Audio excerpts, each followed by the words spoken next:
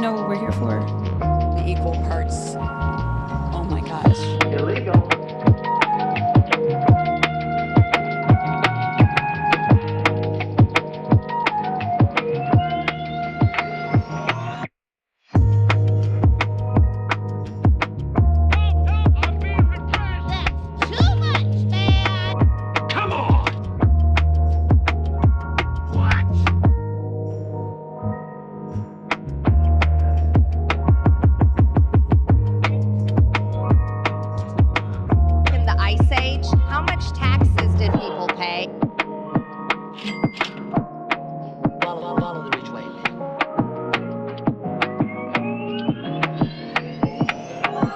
I don't want reality.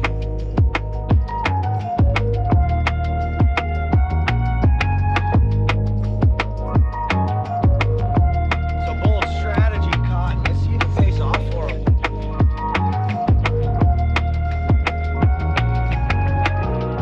I mean, this woman is dangerous, ladies and gentlemen. Don't be creepy.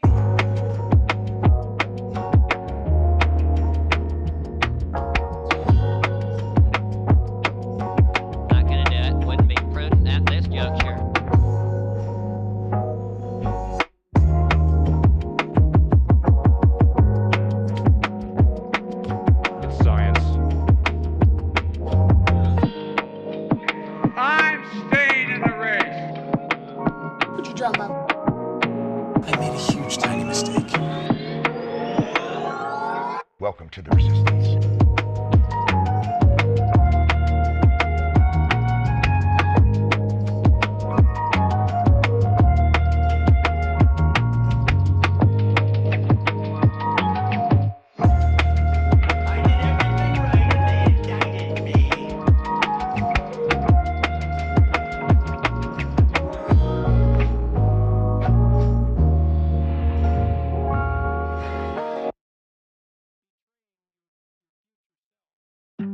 There's no point in you betraying your future self to gratify your present self. It's a stupid game.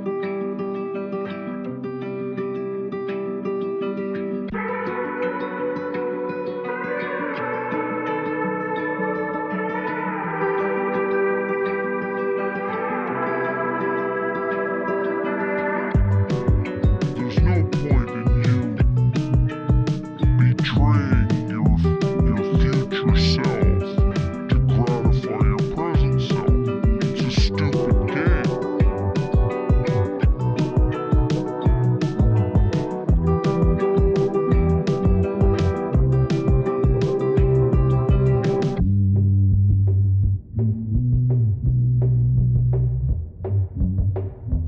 When I go into the dry cleaner, that dry cleaning place becomes holy.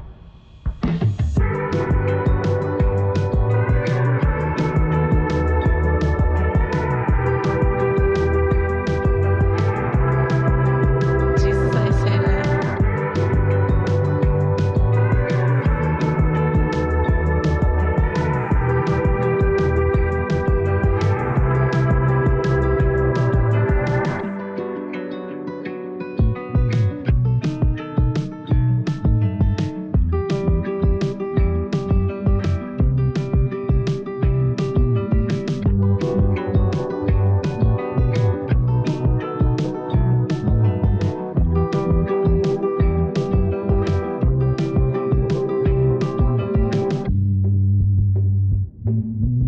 So I just want to address something. I was wrong.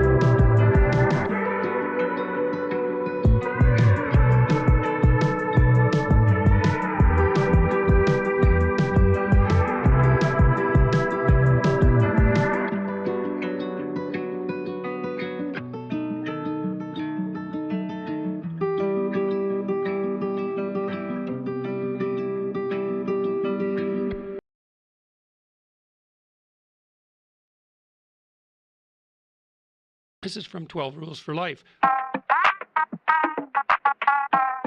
I don't want reality. Come on! You should be ashamed of yourself for having that thought.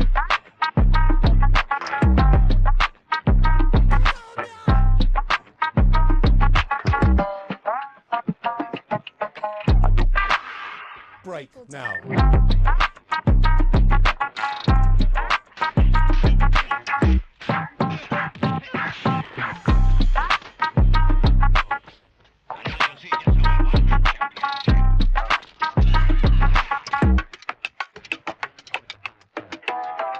I see that you know your judo.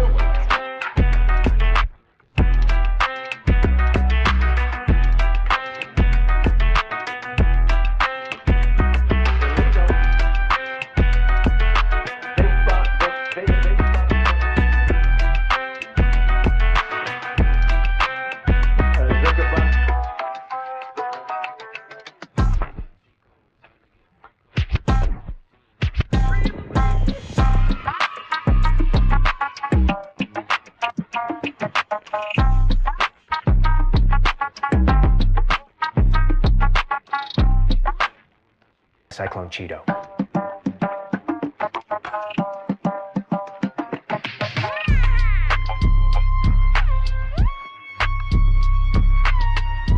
Give me a joke. Give me a joke.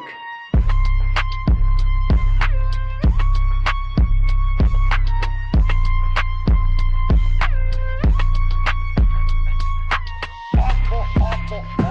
Weak.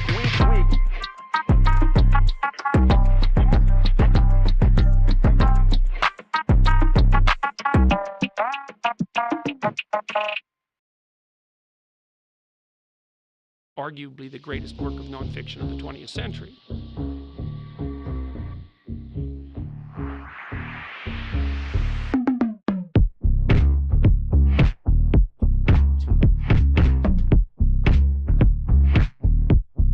Well, first of all, some of the things that I say will be incorrect.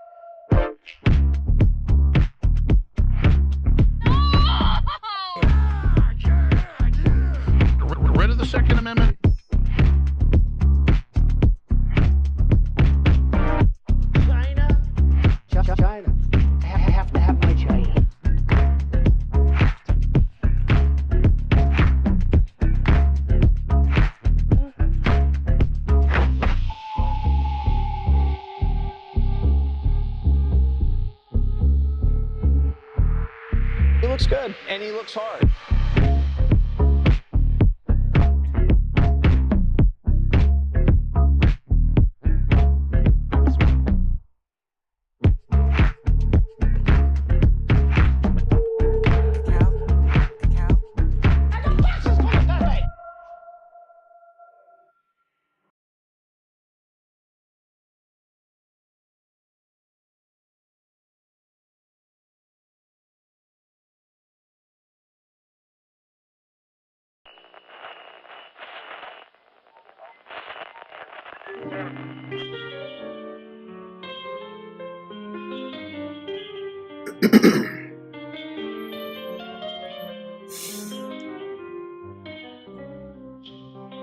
Well, here we are again.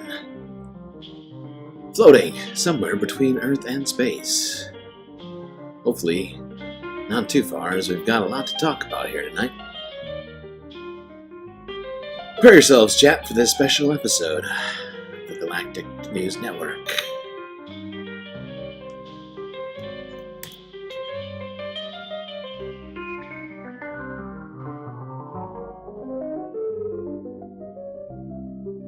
Well, I better do some shout-outs before we get too far here.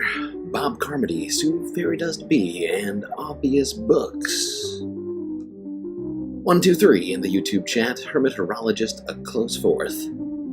I see Pitchforks Dragon, Donald James X, Moa Noab, Kirkenstein's Monster, Geo Dragon, E-Rock 121, and Looney Tunes 9000.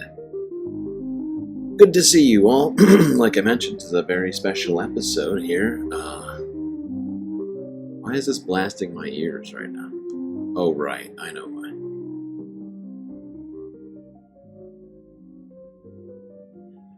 That's a little better for me. I do need to fix that audio interface situation soon. That is killing me. What was I saying? Yes, very special episode. Not sure how we're going to structure it. We are going to start it off with the TYT situation. Francesca Fiorentini.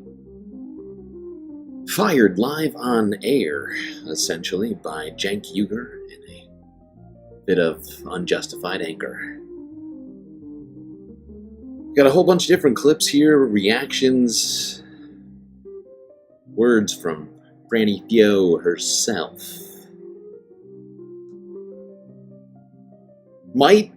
I'm not sure if I'm going to combine this with the regular stream. We will. I do plan on doing the regular stream. I'm considering, though, splitting them up into 2 different streams. It all kind of depends on how I'm feeling when this comes to a close. I do have plenty of other things to talk about on this Saturday. Anyway, I hope everybody's having a good day and or night so far.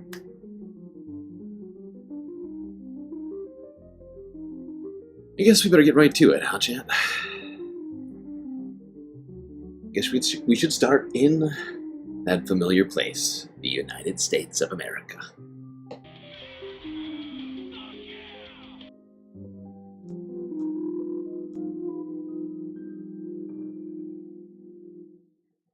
The Habituation Room with Francesca Fiorentini from 2 days ago. Why I'm okay with being banned from TYT. You know when you meet someone and they swear that all of their exes were psychos, and then you slowly realize that, oh wait, I'm talking to the person. What was that? What did I just witness? Please hold. Ahem.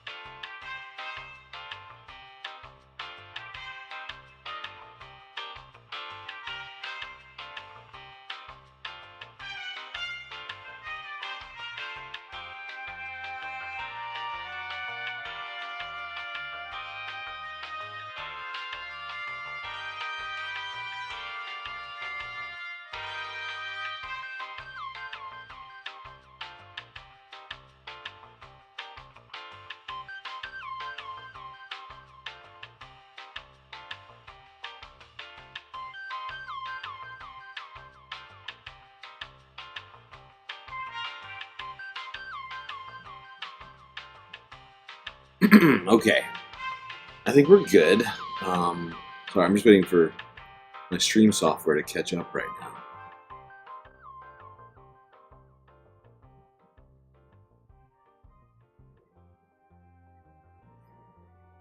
Hopefully that is better. Hold on. Come on. Let's work together, please. You should switch us, right? Oh my god.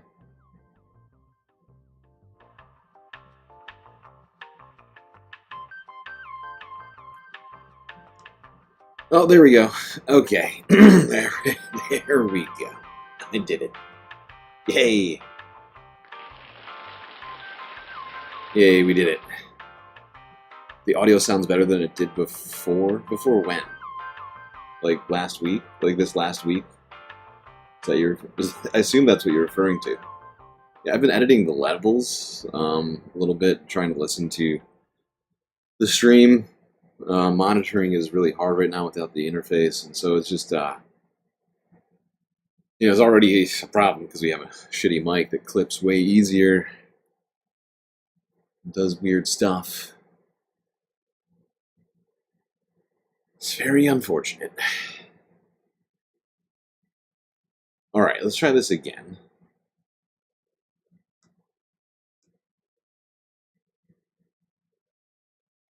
But yes, if you're just showing up, now it's gotten 20% better than it was, but it's still crappy. Still much worse than it was originally, which is very frustrating. But we're going to have to replace that audio interface, which we are getting very close to having the money for doing.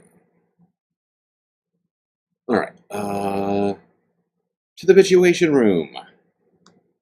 You know when you meet someone and they swear that all of their exes were psychos, and then you slowly realize that, oh wait, I'm talking to the person who was the problem in the relationship? Unrelatedly, the Young Turks. And I'm going to make this as brief as possible because there are a million far more important and pressing things going on right now. As you know, actual fascism. But to make it brief, Cenk, the head of TYT, recently hath forboten me from appearing on any TYT shows. Illegal. Because in part, I said that him capitulating to right-wing framing on many issues meant he was, quote, acting like a bitch. And the truth is, he was. And I'll explain that a little bit later. But first, some backstory. So I have been a contractor at TYT for 10 years now, appearing on all of the shows as a fill-in host, as a guest host during election coverage, on the TYT main show, on the Damage Report, and on Indisputable, along with a lot of other shows. I have always hopped on at the last minute, always helped out in a pinch. I guest host last minute, and yes, I was paid. And if you're watching this and you are a TYT contributor and you are not getting paid, stop going on TYT. Come on! I've never been a full-time employee, never got healthcare, never got maternity leave when I had my child. But back in 2018, I was hired for a 6-month contract to pilot a show for $3,000 a month. Then, however, their funding bottomed out and I was let go. And they broke their contract. My reps at the time thought I should sue to get the full 6 months of payment and work that I was owed. But I didn't, because I told them that TYT was good people. Aren't I a good guy? I wanted to maintain my relationship, and I did. That is until things started to turn on TYT politically. And this started happening around the pandemic. Around the pandemic, Anna Kasparian seemed to become focused on the issue of homelessness, especially in a city that I used to call home, which is San Francisco. She had an objectively scary experience with an unhoused person, and in fact, I went back to see when she told her audience about this. And I do remember the day that Anna told the story on air. In fact, I was also on after she told that story, but I didn't hear immediately, it at the time. It was within an interview that she was doing with an author by the name of Michael Schellenberger, who had written the book San Francisco, Why Progressives Are Ruining Cities. Instead of focusing on housing market prices, on how homelessness often leads to things like addiction and mental illness, Schellenberger focuses on Democrats who thinks go too easy on the unhoused. I remember that I jumped onto the show right after he got off, after that interview, and the TYT audience was really pissed because they felt like the framing and the platforming of someone like Schellenberger was a disservice to the issue of homelessness, mental illness, and addiction. Anna apparently took that as the chat downplaying what happened to her rather than how the issues were presented. She's since gone on right-wing shows like Glenn Beck, Piers Morgan, and Jillian Michaels, among others, to retell this story and use it as rationale for why she feels the left left her, that maybe she's never been left, why she's politically homeless, or, politically unhoused. Since then, she's gone on to cover critical stories from a right-wing framing, like the alleged takeovers of buildings by Venezuelan gangs in Aurora, Colorado, like the mentally ill, undocumented man in Los Angeles who was found lighting fires, but who was not responsible for the wildfires themselves in January. Throwing progressive mayors like Brandon Johnson of Chicago under the bus because he listens to teachers too much. Anna's actually really skilled at what she does, so the laziness with which she treats these stories really just stands out all the more. Let me give you some backstory, though, of Anna and my friendship. We've never been close, despite a hike, a dinner, and the time that she generously gave me a gift for my new baby, and then explained to me that she was going to debate Ben Shapiro because of she, quote, felt she could win over his audience. Two moments with Anna stand out for me in terms of how I've always treated her. In 2016, I was working with AJ Plus, and we were at the RNC. I had just started going on TYT a little bit and meeting everyone. And TYT was there, and Anna was there, and she was frustrated because she hadn't been booked on many appearances on camera, and instead a panel of men mostly clogged up the day. I stood next to her and told her how annoying that was, and just tried to build her up in solidarity. Then in 2019, we went out to lunch in Los Angeles at an awesome spot that she knew of. And Anna confided to me that she was frustrated about leadership at TYT. How she wasn't involved in day-to-day decision-making, and how Cenk viewed her more as a kid sister rather than a co-equal partner. And at the time, she wanted to branch out on her own and do videos on a new channel. I implored her at that moment to stay. I said that it's always women that tend to walk away from organizations, even when they've helped build them up to the point that they're at. I told her to fight for more of a decision-making role and to not walk away. And she did. And it looks like the editorial decisions that we see being made at TYT are in part because she now has the reins.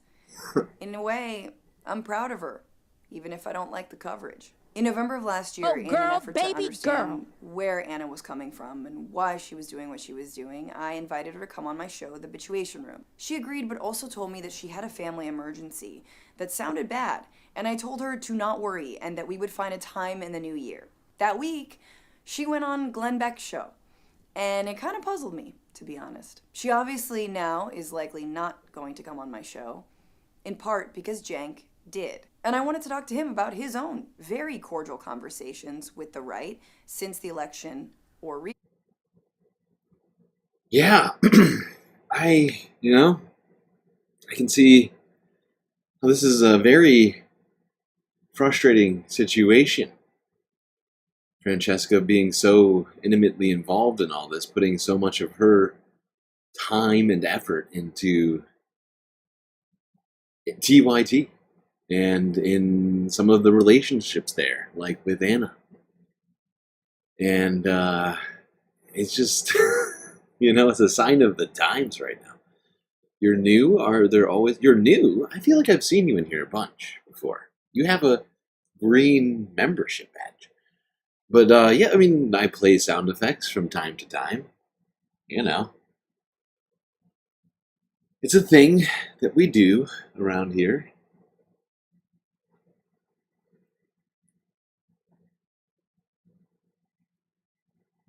All right, back to Francesca. Election of Donald Trump, in which he tells various figures, from Charlie Kirk to Patrick Bet-David to Tim Pool, to RFK Jr. lover, again, Jillian Michaels, about how he agrees that the left is often cruel and too extreme saying that at a time where people are literally being disappeared for their political beliefs by this right-wing agenda. Anyone can watch the discussion. I put it in the link below, and it's honestly just a really disturbing portrait of his very with me or against me mentality. I even foreshadowed in the video the idea that he would boot me from TYT one day, and he did. It was also staggering how much he was shadowboxing with me as some kind of stand-in for the... I mean, Francesca's basically Nostradamus, you know? Predicting ahead of time that all of this would happen. Max left, that has lost their minds. In that video, he laughed at me for suggesting that Trump would create detention camps. After the discussion in December, TYT main show never asked me back on. And then when I made a harmless little video pointing out that yes, there are detention camps, that seemed to be one of the final straws. Personally, Cenk and I were never close. In 2022, I think, we went out to lunch and he asked me if I wanted to work with TYT full-time. And it gave me pause. Look, I work with a number of outlets. I am a stand-up comedian. I value my free time, and I have my own show. I wanted time to do those things, but also I pay through the nose for things like healthcare, and a little bit of job stability would be amazing. I also know how hard the company works people who work there, and I know how it treated the union drive. I also know how much they deny. I love you, chap. I hope you know this. I love how just the mention of PBD, 3 initials, gets 2 RM Brown sound shot type messages in the chat. Oh my god.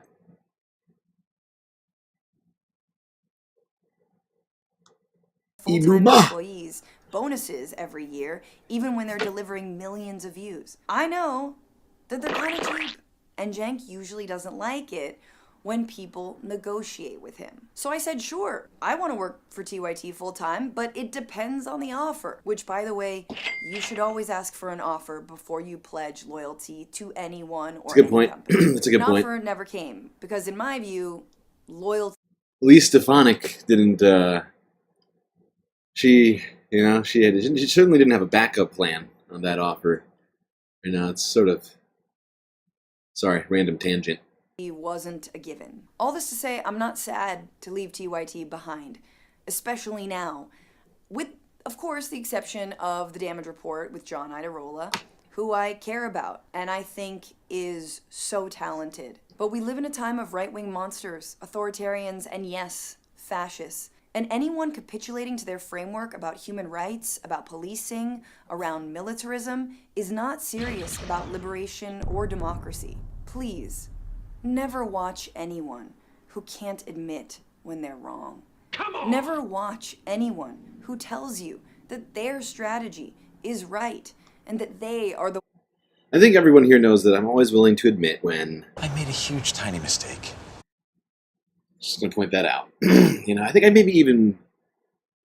may doubt myself even more than perhaps some people out there in the world of content creation. I feel like I'm always second-guessing myself, trying to make sure that I am. You know, when I do make mistakes, I try to be open and transparent about that. What does chat think about all this right now? I've been wondering. I mean, I feel like everybody here must have at one point or another tuned into a TYT video. I mean, I personally watched TYT back in the early days, you know, mid-20-teens, if you will. And, you know, the downfall of TYT has been precipitous in recent years. And, I mean, Francesca, I found Francesca at TYT, and now I watch her more than I watch TYT. And the only time I even watch TYT has been, at least in the recent years, like she mentioned, John Iadarola over there, or like TYT Investigates videos, which are just clips, right? And that's really been it. I'm starting to think I might not even watch John, considering his very milquetoast response to all this. We'll get to that later. Awful, awful, awful. Weak. The truth, the light. Never listen to anyone who doesn't have a sense of humor when they are acting like a bitch. I am one person with a scrappy YouTube channel who pieces together my annual living. I have a fraction of the following of TYT, which is $1 million media company. The idea that they choose to focus on me or other leftist creators in their field is honestly really disheartening and very revealing. Look, I wish the best for the people of TYT, but as for the main hosts, I kind of just wish them peace, because it's been a long, long road with many skeletons in many closets. And honestly, I don't think they know where that road is going. Yeah. I see a lot of people in here who are very lucky. I don't know, I can't count exactly how many, but it seems like a lot of people here haven't watched that much TYT in the past, or only found them more recently. You know, I think that for people such as myself, who found them back in the day where I think the majority of people accepted that they were progressive, right? And in fact, they were. If you look at the programming now versus then, I think that there's no other way to say it, right? Certainly within its own, they've made a massive rightward shift from what basically everyone at that point accepted as progressiveness, right? They were doing all sorts of, honestly, really good stuff at that time, right? You know, like, and, you know, I think people took them at face value on so much stuff, including myself, who was like, yeah, these guys are progressive. They're bringing on progressives, unlike any of the major networks. And the fact is people like Bernie at that time were struggling to even get on TV, right?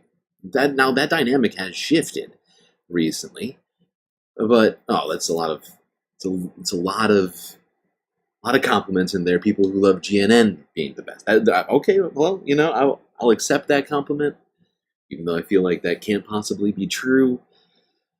But you know, I think the vast majority of progressives at the time certainly viewed TYT as progressive, never saw this coming, I think, for a lot of people. Francesca may have had more insight than your average person.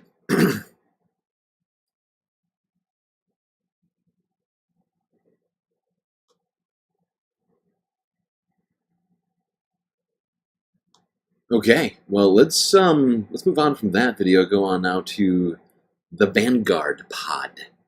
See what's up with Zach and Gav. Because they covered this live,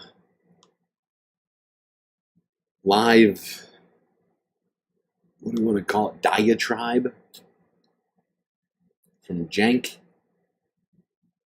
You have the whole thing here. I figured it would be harder for me to deal with this if I had to, if I had nothing in between. I don't know. Maybe that's just, I feel like it's just more fun. It's the weekend. I figured that's why I would do this today.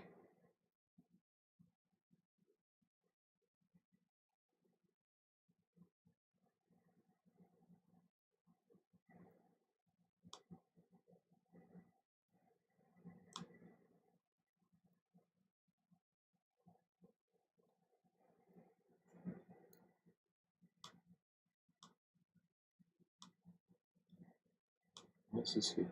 There we go. What's up, everybody? We are back, and it has been a little bit of a TYT break in the action over here at the Vanguard. We kind of let our foot off the gas a little bit. We were like, you know what? We have a lot of exciting momentum on the progressive left that we need to be engaging with. We wanted to really sink our teeth into the Bernie rallies. We wanted to take the time to cover insurgent mayoral candidate in NYC, Zohran Mamdani. And we haven't even really paid attention at all to the workings of TYT ever since Cenk got back from his vacation, his Tour de France, whatever the hell he was up to overseas. We've been pretty much zoned out. They've become pretty irrelevant. There's nothing for us to remark on that we haven't already remarked on before. And so we thought we were hanging up the gloves a little bit, so to speak, when it came to our beef, our long brewing battle with TYT, and alas, they have pulled us back in Ali style for one more bout. Yeah, that's the crazy thing. Cenk and Anna, they keep like bitching and moaning about the fact that people criticize them. But no one would criticize them if they didn't do embarrassing shit like this constantly. As you just said, Zach, we were, on about a week without having any new TYT almost 2 weeks content. We were just like, chill as long as they're not doing anything super crazy. We're not going to nitpick them. We don't want to just become professional nitpickers, right? Not that they didn't say problematic or stupid things that we could have reacted to during that week. But, like I said, don't want to become professional nitpickers. But they've given us some fodder, Zach. They stuffed this fodder right in our trough. And we're here to distribute that fodder for the folks today. We got some good shit, guys. This is absolutely insane and totally just impromptu, kind of unannounced. Tuned into TYT last night, and they're like, we're going to publicly fire and smear longtime contributor, longtime member of the TYT family, Francesca. Yeah, it's wild. Hold on. Let me scoot this forward here. Let's get to it, boys. Let's get to it. Reflection of the view count, making this the highest performing video of TYT all month in 24 hours, according to my trackers over here. Probably in the last year. They had one that did 250K that was about Trump with Iran from a few weeks ago. That's the only one that even comes remotely close to sniffing this guy. So, illegal. Yeah, let's take a look, guys. This is wild. Pretty wild stuff. Let's take a look. Recently, Francesca Fiorentini asked us at TYT to take her podcast, Habituation Room, off the network. And we happily agreed to that. And today, I'm going a little further, and I'm going to take Francesca off the network entirely. So you won't see her on any of the TYT shows. Immediately, sorry, we can go back and relive that. But basically, in case anyone's not aware, what Cenk is doing is the whole oh, you quit? No, actually, you're fired. Thing. So Francesca's like, hey, take my podcast off your shitty network. I don't want to be associated with you. And he's like, oh, yeah? You quit? Actually, you're fired. I'm going to be the one who fires you, and I'm going to now do it publicly to humiliate you in the process. But yeah, that's some Michael Scott behavior, as Chris in chat just pointed out. Yep. I actually experienced a much more friendly version of this in my own life. I kind of quit the bar. I was like, I can't be the lead bartender anymore. And then they were like, that's okay. You don't work here at all anymore. And I was like, God damn it. Also, do you want to go back just to, we can just go back. Recently, Francesca Fiorentini asked us at TYT to take her podcast, Habituation Room, off the network. And we happily agreed to that. And today, I'm going a little further, and I'm going to take Francesca off the network entirely. So you won't see her on any of the TYT shows going forward. So I want you guys to know why I'm doing that and how. One thing I'm constantly wondering to myself is, what was it? What was the thing that broke Cenk?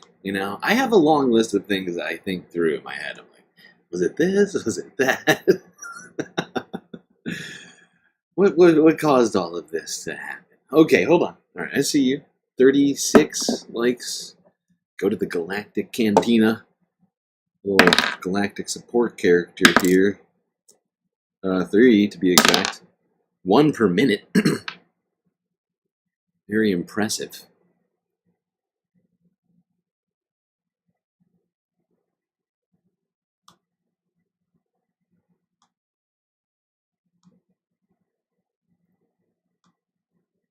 This whole situation isn't really about Francesca. It's about TYT, our community, and what we stand for.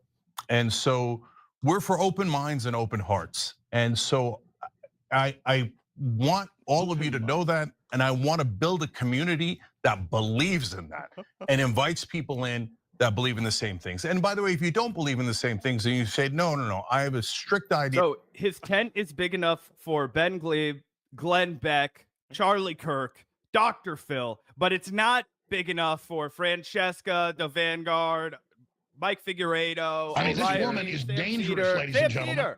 Emma Vigeland? Are you kidding me? These are some of the most sincere, good faith people possible. Okay, I don't see you inviting any of them on your show to have a big tent politics, to talk about it, to bury the hatchet.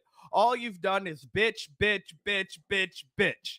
And funny enough, what triggered you so much is when somebody finally put it out to you. They were like, Cenk, you're such a little bitch. Well, it's stuck in your brain so much. How rude. You supercalifragilisticexpialidocious bitch. Chat is reminding me that I didn't set a goal, so I will remember to do that now.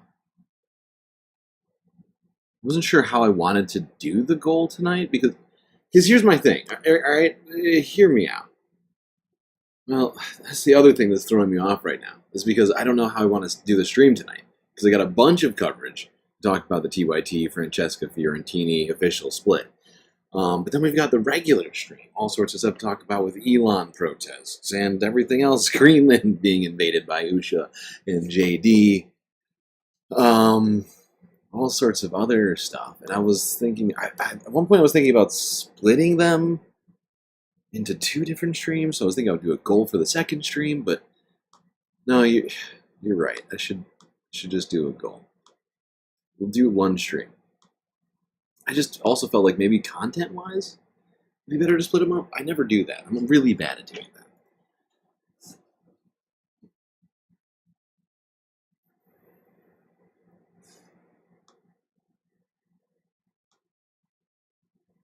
Here, I'll play this while I do this.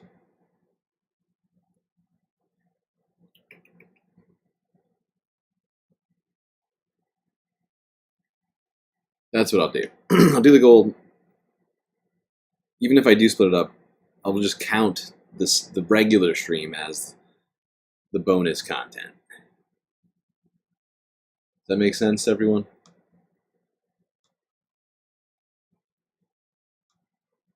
Go and throw a tantrum and make her point. Theology, and I have no open mind about that. No problem. There are tons of shows out there for you guys. So first of all, we've had some disagreements. I certainly have with some of the far left, but I think they've been relatively small. But if you think that they've been large, no problem. So they've been around the issue of crime. Did crime rise between 2019 and 2023? Well, that's a fact. It did. But it's okay. We could have different interpretations of it. That's not an issue at all. That was roundly debunked by Sam Seder, which was, I believe, a catalyst for the beef that Cenk grew with him. We certainly are against police abuse, and we've fought against it. I would argue at least as much as any show on the planet, and perhaps a lot more. And I take great pride that Benjamin Crump, among others, said that Trayvon Martin would not have gotten anywhere near the national coverage that he did if it wasn't for the Young Turks. So nevertheless. Are you fucking kidding me? Are you fucking kidding me? Trayvon Martin was killed over a decade ago, for one. Okay, he'd be a grown man now. Really going back. Hadn't fucking killed him. Okay, really going I back was in time there. Sophomore year of high school when that happened, I believe. That's how long ago it was. And 2, how dare you pretend that you're the reason from your fucking high horse over there in sunny California that Trayvon Martin became a national fucking case because of the Young Turks. I'll tell you what, I followed that shit every single fucking day, and I'd never heard of the Young Turks. Yeah, me neither. That's completely insane. I actually missed that part when I was watching live last night. I didn't realize he took credit for that. No, that was disgusting. I mean, that's full-on narcissist talk. Did the Young Turks talk about Trayvon Martin? Yes. They were not the only people talking about it, though. And to suggest that, to believe that, and I think that Cenk genuinely believes that, which is just wildly narcissistic to think that he's the reason, he's the sole reason. How self-important can you possibly be?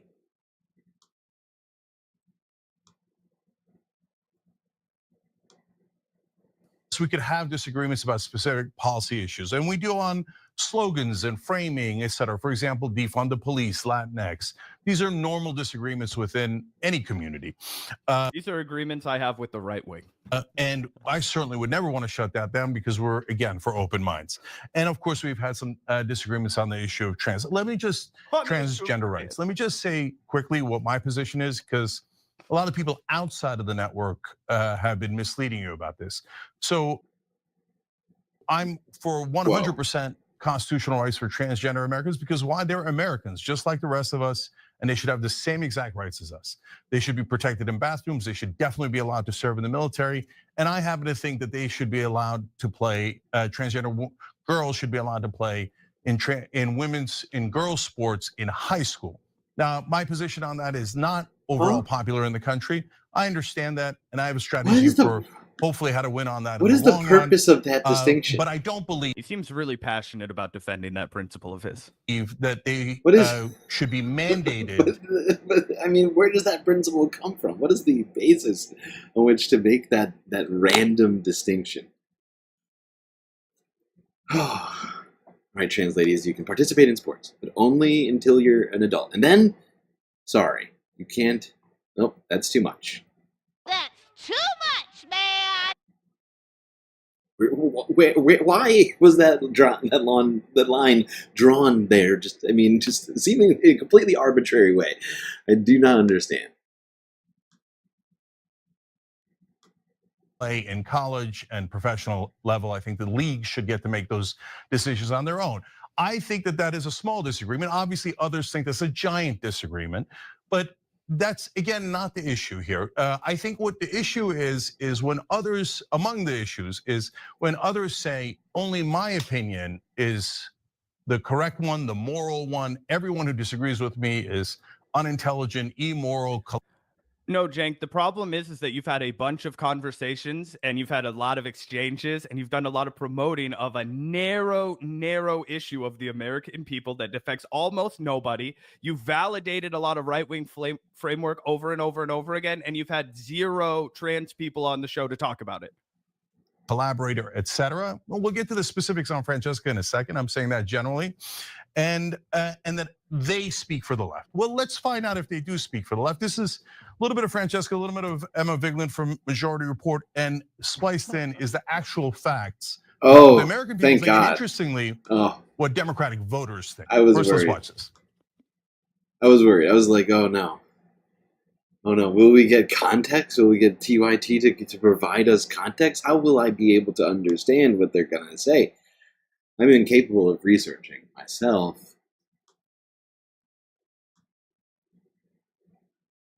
Phew, okay. I'm a big Messi fan, but let me just explain this to you. Answer my question.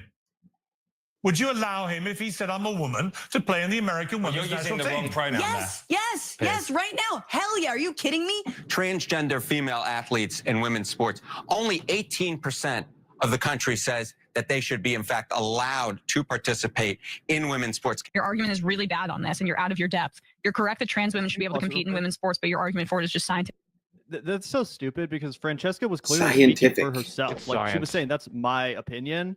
And yeah, she wasn't going to buy into their stupid right-wing framing. Now, does she actually think that like, fucking some giant male athlete can just go sign up to be a woman the next day? Like, probably not. But yeah, she was on fucking Piers Morgan. And it's an explosive show. She doesn't want to throw any trans people under the bus. She did exactly the right thing. But to take that, her stating her personal opinion, and then cut to a CNN clip. Let's cut to establishment media to tell you why we can't actually support progressive policies that move the ball forward for this, oppressed community. Oh, that's what's happening now? We're going to play establishment media CNN clips, right? To contrast with the independent journalist, a progressive commentator who was part of your network for a long time to try to make her look bad when she just said that's her opinion. She didn't claim to speak for the left. She didn't claim to speak for the fucking Democratic Party that you just put a poll up of on screen. No, she said, this is my opinion.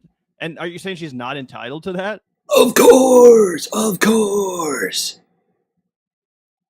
Sorry, that's my terrible Cenk impression. Not even on your network, but on Piers Morgan. She's not entitled to say her opinion on Piers Morgan's show if it's not in line with the polling. Like, what kind of fucking logic is that? But Glenn Beck and Charlie Kirk and Dr. Phil can say whatever the hell they want to demean and dehumanize the trans community. And here's the other thing, guys. There are only very few people who are competing in professional sports who are transgendered women. But guess what? There are also trans men that compete in sports, and you never fucking hear about them because the right wing can't use them to fuel their culture war. Cenk never talks about them because he doesn't actually care about sports. He wants to signal to the right that he's not as crazy as these other leftists. And Francesca is committed to arguing for and battling on behalf of legitimate trans people, not that there's any illegitimate trans people, but legitimately battling on behalf of these people's rights because she doesn't want to create fodder for the right. Like, even Francesca thinks that, this trans person shouldn't be able to compete, et cetera, right? It's the same reason why when somebody is like, oh, do you think a woman should be able to abort her fetus at 9 months? I say, yeah, I support whatever the doctor's decision is. All right, Zach supports the murder of babies. That's the same kind of manipulation of words that Cenk is doing, but this time to his former contributor, Francesca, as she defends trans people's human rights. Speaking of that example, they also did do that to Lance when he did say that on Tim Pool. And Anna was all like, I can't believe anyone identifying as a progressive would say this. It's so bad. Yeah. So stupid. I mean, it's really strange to see TYT just basically going after every, left network, right? Every, well, not net, but you know what I mean? Like every progressive YouTube channel. Like, what? They have lost the plot so much. They have gone so far off of the reservation that they have for a long time claimed to have created. I mean, certainly Cenk seems to think that he created progressive left media, right?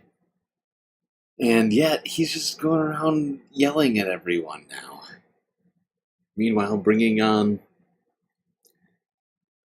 and or going on to talk with right-wingers on either his or their shows, and it's a really weird vibe, I gotta say, for somebody who watched them back in the day, who's slowly just lost all faith in these individuals running this network. Really is almost like an out-of-body experience to watch it all burn down to the ground. So hot right now.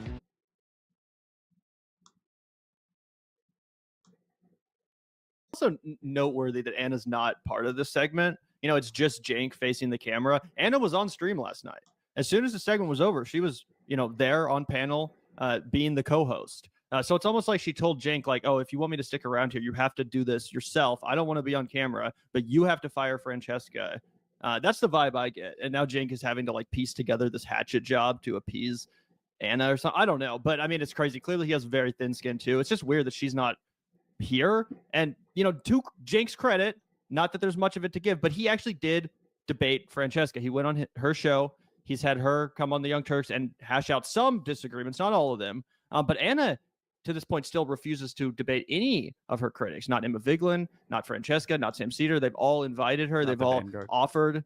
She refuses. The reality is Bill Maher and Cenk Uygur never moved politically in 20 years. The left did. Silence is violence. They're still 2000s shock jocks. Yeah, I mean, that is the thing, right? For the supposed home of progressive politics online, they really failed to progress, didn't they? They just, I don't know, and I've been trying to figure out where the point in space-time is that they just decided, what, that's good enough. Just sort of, as we don't need to change at all. No reason for us to update or anything like that.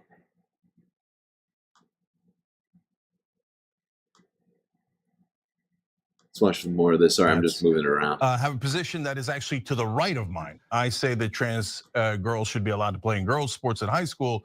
67% of Democrats say no. Also, I forgot to say thank you. I was so focused on reading this super chat. I forgot to say thank you for the super chat. Appreciate you, Pitchforks. I appreciate you greatly, very greatly. Some say greater than anyone else. All right. No more Trump impressions for now. I can't do it. Not gonna do it. Not gonna do it. Wouldn't be prudent at this juncture. Of Democrats have a position that is actually to the right of mine. I say that trans girls should be allowed to play in girls' sports at high school. 67% of Democrats say no, not allowed in any women's sports. So I'll work on my Democratic brothers and sisters, and I'll try to get them to my position on that. Nothing wrong with disagreements. And if Emma, Francesca, and others can convince 79% of the nation that is opposed to that to come over to that side, fantastic, happy to have it, okay? So I think where the issue comes in is when things get personal. So we got 3 rules, generally speaking, on air here at TYT that are relatively bright lines. So one is, and I say relative, I'll explain that in a second. One is no lying, 2 is no threats of physical violence, and number 3 is don't denigrate personally the other hosts in the network over and over and over again. And I say relatively bright lines because it should be relatively easy to follow, but I get that people have disagreements about, hey, what's a lie? Are what they say about crime stats a lie or not? No, I'm not gonna nitpick that. And we get into heated debates from time to time, me and Ben Glebe in the past, me, Ben Mankiewicz, me, Michael Shore, et cetera. And I love those debates. And from somebody might cross the line and say something they shouldn't know, but we usually hug it out. I love that take from Cenk. It's hard to, he's like, some people, including myself, like to decide what is a lie and what's not a lie. But you know what? It's better not to do that. Is that what he just said? Am I interpreting that correctly? He's like, there can be 2 truths, can't there? I don't want reality. Is that what Cenk is saying?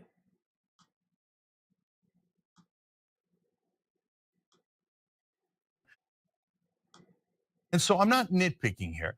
What we're looking for is, hey, are we all rowing generally in the same direction, or are some of us drilling holes in the boat? And so are you doing it over and over again? What a horrible analogy to use, as your ship is literally thinking, Cenk, hello, wake up, brother. The only person drilling holes in your boat is you and Anna, okay? You are taking a massive ass drill and wow,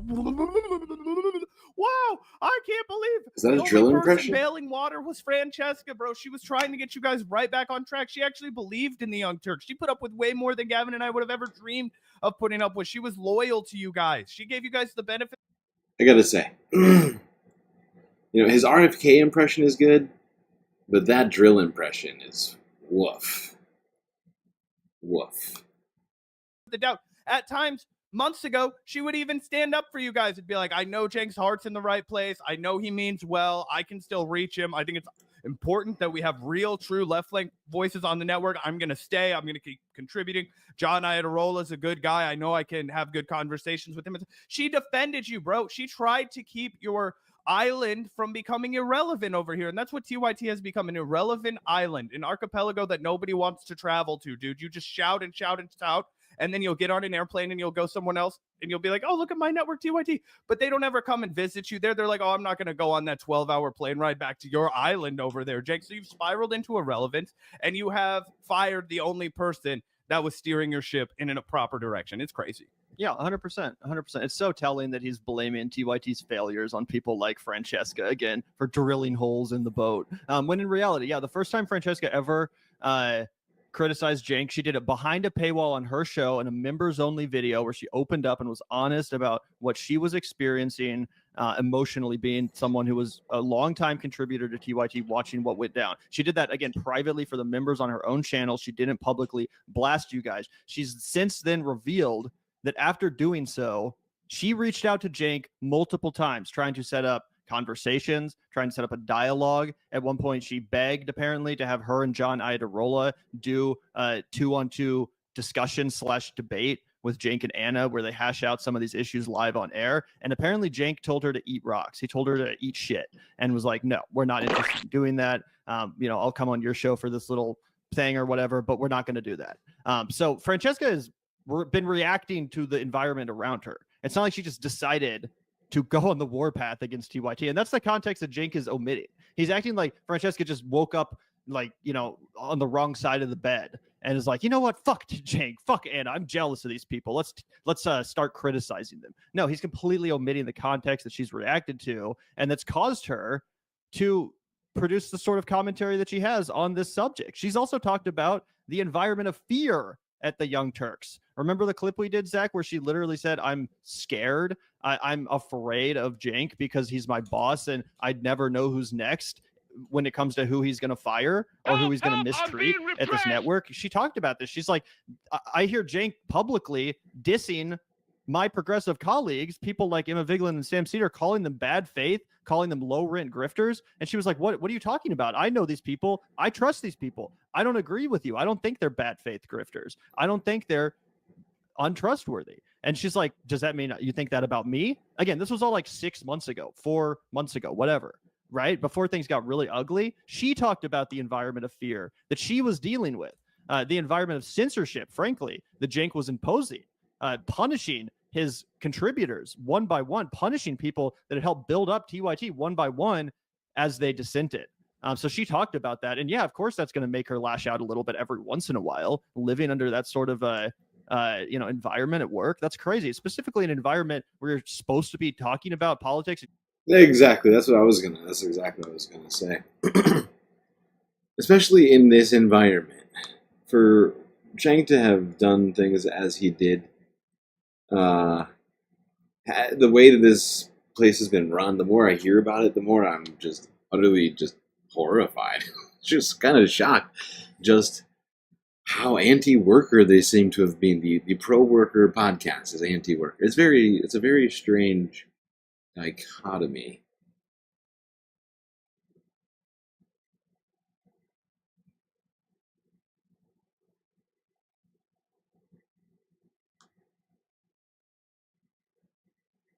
Hold on, we can't watch every piece of all of these, but it's probably won't be able to sleep tonight. Oh my god, you're killing me.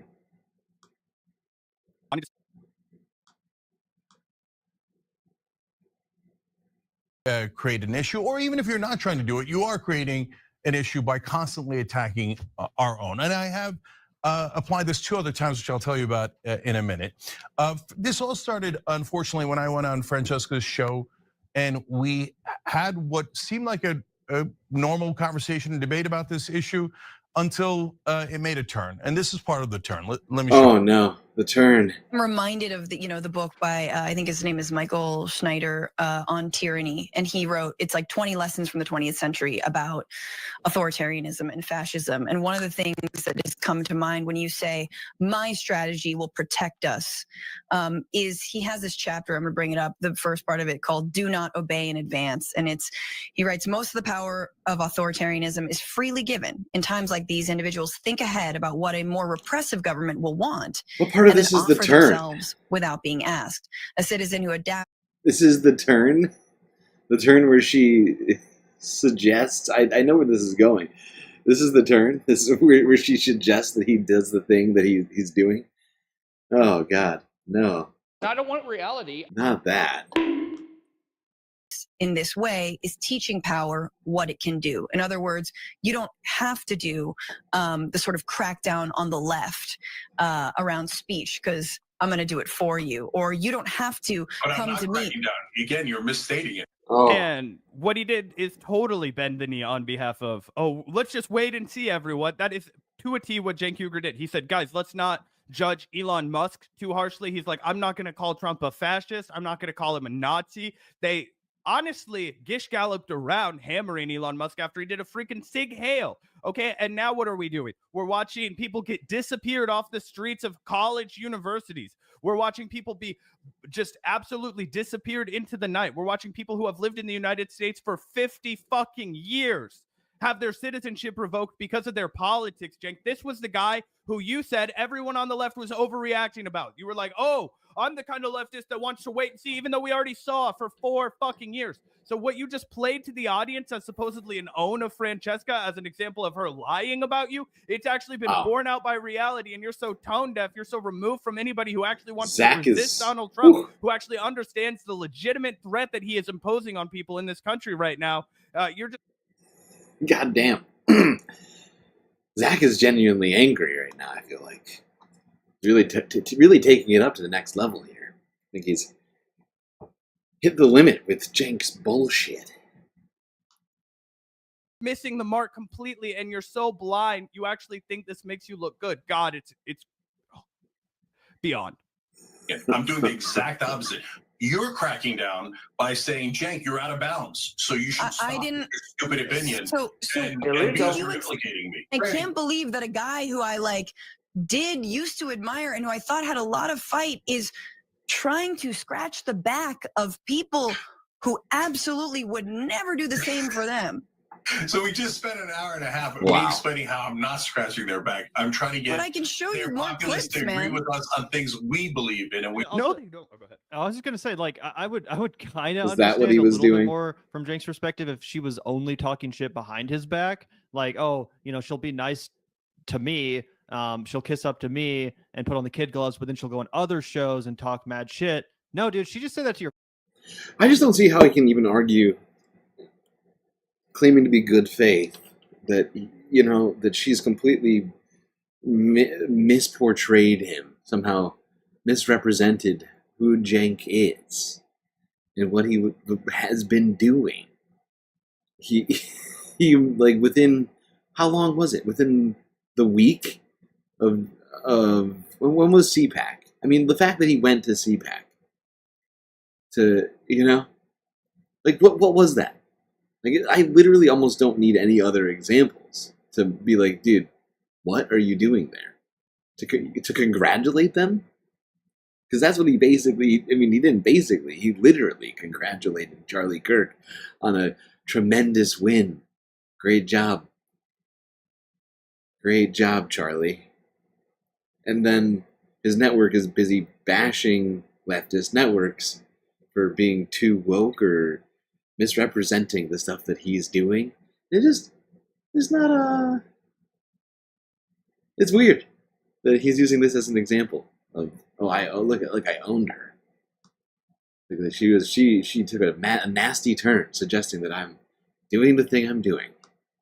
Face. She just said that shit to your fucking face, bro. She was like, I can't believe you, bro. I can't believe someone like you, who I at one point respected, would engage in this completely disgraceful behavior that's beneath you. That's essentially what happened. And that probably stuck with Cenk. It probably really hit him because he knows it's true. It registers as being accurate. It's coming from someone that at one point he also respected as well. And I think it also just makes him insecure because she actually can say that to his face. How many progressives, how many former colleagues and people in the space have they recently spread lies about without saying it to their face? A fucking shit ton. Sam Seder, Emma Vigeland, Ben Dixon, etc. The list goes on and on and on. Lance from the Surfs. Like, there's so many people that they refuse to debate, they refuse to engage with, and they refuse to say any of the shit to their face that they say behind their back. Oh yeah, let's take a look at one example. I know that Francesca Fiorentini is currently attacking you about this, as if Donald Trump is unique. He's novel compared to past presidents. Certainly a special kind of evil that we've never. No shit, he is. Seen before. In her mind, This clip aged so badly.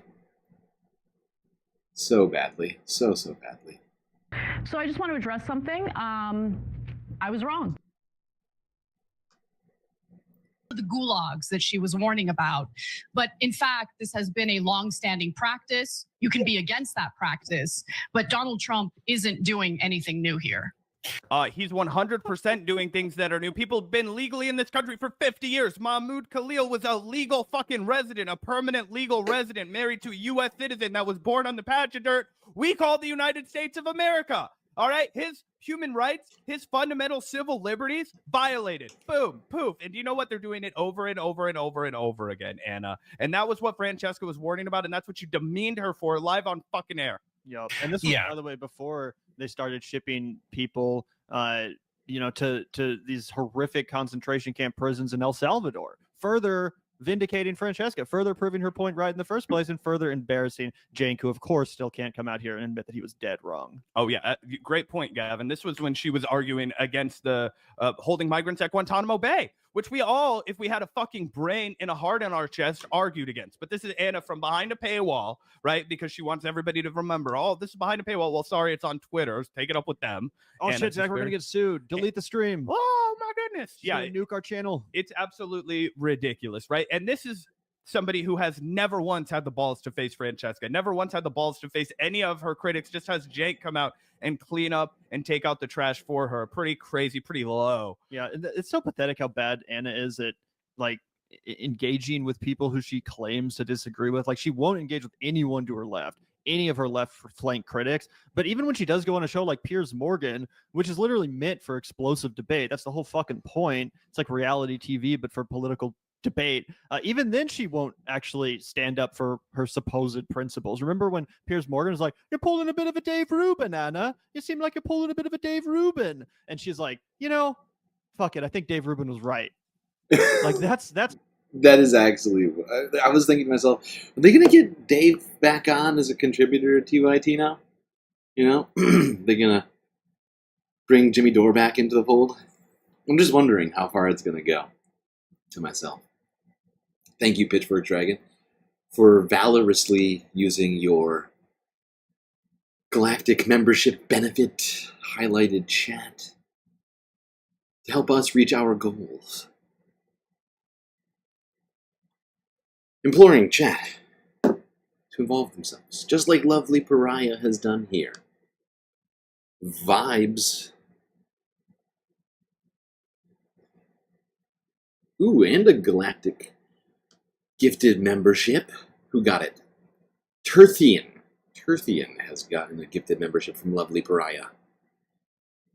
Thank you, Lovely Pariah. That was a lovely gift. I'm sure that Terthian will appreciate that. Galactic membership. Alright, let's see. Should we watch more of this? Honestly, I think we should go to the other stuff, because honestly, the rest of this stuff is even, honestly, much of it is better. Because we can get Francesca back in here to represent herself in all of this here, the faster we get through all this. Here, we'll listen to a little bit more of this ridiculous Cenk take. But some people already mentioned it in chat. Francesca went on to the Vanguard, as well as the Serfs this week. Been quite a busy woman over there. But yeah, let's see.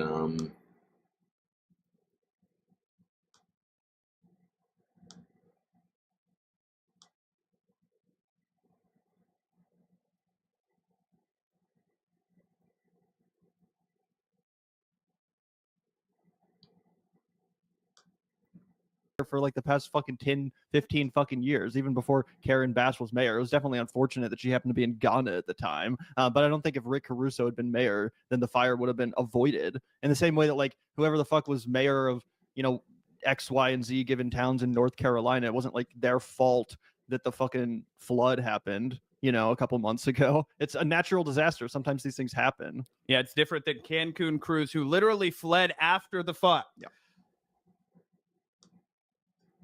I don't know why she's enraged by that, but that's okay. Apparently, I've taken a heel turn.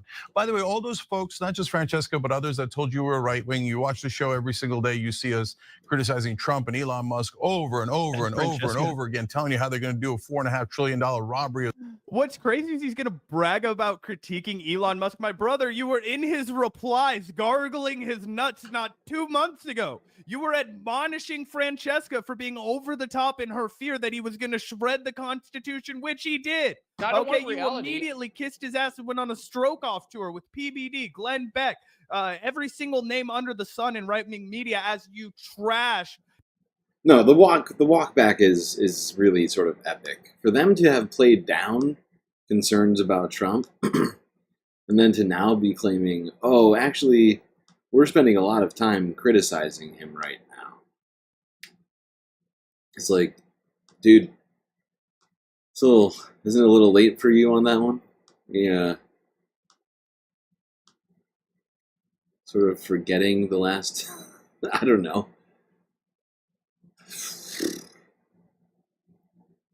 How many months have they been on this right-wing podcast tour? I'm trying to remember. It's out of control. This dude is wild. Yes, Kamala Harris is totally inadequate and will not meet the moment, but she's night and day compared to this obvious charlatan fascist who had already tried to overthrow the government. A guy who had completely said to hell with the last election I participated in. I'm going to try and do an insurrection.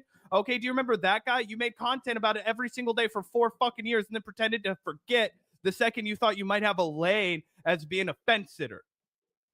In those tax cuts yesterday, we talked about how they're already, hammering Social Security and costing good Americans, what they need from Social Security, how they're going to cut $800 billion from Medicaid, how there's a series of robberies on the way, et cetera. He's like, every day you tune into the Young Turks and we're talking about how right Francesca was from 2 months ago and how wrong we were to downplay and minimize the absolute assault on the government that Donald Trump and his fascist administration would represent. But it's okay, let's just simplify things and say anyone who disagrees with us a little bit is a right-winger. But the good news is, at least Francesca will not be implicated anymore. And I never understood that because she's been saying this for a long time now, that she was implicated by us. Then why keep taking the check? And it's not a big check. And Francesca has had, a career before us. She talks about that. Of course she did. And she'll have a career after. Why does she keep taking the check? That's hilarious. Because at the very beginning of the segment, Cenk admits it was her that came to him and said, hey, I don't want to be associated with TYT anymore. So it sounds like that is what she did. You're just trying now to come out and act like you're the one who brought the hammer down, that you're the one doing this firing. Like, yeah, I think the fact that I don't, I'm not saying this was everything involved in this precipitous downslide for Cenk. I think his massive failure recently in attempting to get elected, I don't know how much of his own money he threw into that, but I think that was truly the final sort of thing to break him completely inside. And he just doesn't seem, he's completely lost it, in my opinion, right? Like, I think he feels like many of these sorts of I left the left peoples, like they were actually pushed out by the left, It's like, oh, I didn't change and everybody else changed and I don't know why they changed. It's like, dude, that's not what's going on here. But the fact is like, I am still like struggling with what all caused him to just completely abandon all of his supposed values that he was talking about all the time. The home of progressives is now the home of angry right-wingers. I mean, that's basically what it's come to, right? It's just the home of the Dave. Just bring back Dave Rubin at this point, right? Like, that really, truly is where it's at. There's nothing left for them to do. Let's see what John I had to roll this on the damage report here. Basically, as soon as the show starts, from what I remember, John. Silly and Billy still on the case here. Let's unpack this John response. Addresses the situation. He basically had to right off the bat because the whole chat was just going to be filled with, Francesca fans. Because at this point, as I mentioned earlier on in the stream, it's been months, honestly, or it's been quite a while since Francesca's actually been on the main TYT show with Cenk or Anna.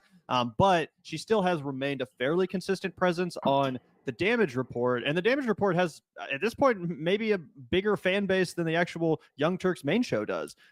We have a lot of the Dragon Squad people that show up in our chat. There's a lot of people that like the show. They like the genuine progressive vibes of it. And they obviously like Francesca. She's a recurring guest. She comes on every week, essentially. So, yeah, I was definitely interested to see how John would take this, how he would react. And I don't want to spoil anything, Zach, but I'm interested to see if you're disappointed. To the damage report, apologize for the slightly late start. We're having some technical difficulties that happen all too often thanks to Apple technology. Today's a Thursday, but as you can see now, I am alone for reasons that some of you probably already understand. And for the rest of you, I'll address to start the show. So it was announced yesterday on the episode of The Young Turks that, at least for the time being, the network is going to be putting a hold on appearances on network programming by Francesca Fiorentini. It's just a hiatus. The reason that we're obviously addressing that here is because that applies to the damage report. And my hope is that... You see, people, Francesca's not leaving. This is just a transitional period. You know? It's going to be a great period of transition. Some call it the greatest period of all time. Is a temporary thing that after, some time, we can reassess and we can come back together. That is both, I think, implicitly and explicitly what I have always advocated for and worked towards, with the stakes being as high as they are. Just a couple of kids on the playground, fighting over the swing. And they just need a moment, different sides of the yard, and, they'll forget all about it. That makes sense. And everything going on in this country that this isn't over yet. There's a little bit more, but right off the bat, and again, I like John Idarola. I'm not trying to be mean to the guy at all, but he's like, I hope that they fired or banned Francesca, but I hope it's just temporary. I hope she'll come back. I hope we can reunite at some point, bro. I don't think this relationship can be salvaged, at least not with Anna Kasparian co-piloting the plane. I really don't. I think there's a reason why she wouldn't show up and have the balls to do that segment with Cenk, and it's because I don't even think she wants to have to respond to the criticism. She doesn't even want to have to acknowledge that it exists, and therefore, no, she's not going to be cool with Francesca getting invited back on. Maybe if at some point she left TYT or something, maybe there could be a path for that, but I just don't see it because, like I said, Anna... Not only will she not respond to criticism, she doesn't even want to acknowledge that it exists. She doesn't want to have to acknowledge that it exists within the halls of the Young Turks, right? So for that reason, I don't think it's going to happen. But also, I don't know, bro. Remember when Joy Reid got fired from MSNBC recently, and Rachel Maddow went out there and did this 5-minute long thing being like, this is wrong. I don't agree with this. I love Joy. I've learned so much from her. I respect her as a colleague. I disagree with MSNBC for doing this. I don't know why it would have been so hard for John to just at least bring that energy to the table, but we can watch the rest. No, I mean, I don't want to be too hard to John Idarola either. We've never really had beef with the guy. I think he does a good show all the time. But yeah, this seems weak. This seems like you are not willing to stand up for a person that was a routine guest on your show. To me, I don't know what's going on in John's background. And I think that because this is his job and because he's a grown man with the family, you have to kind of set the table that way. But I'm telling you, with every fucking fiber of my soul, this would not be how Gavin and I would react to this situation. I'm telling you guys. I mean, I hear that argument. But the people who have either left on their own volition or been ejected from the network, all those people also had families. Almost all of them, at least from my understanding. Francesca. I don't know. I don't know if I'm willing to accept that framing. I think that, the fact is, I think John Idarola would be, I don't know in what ways he's benefiting from TYT, or how much of his income is, dependent on the network. But I feel like he could, unless...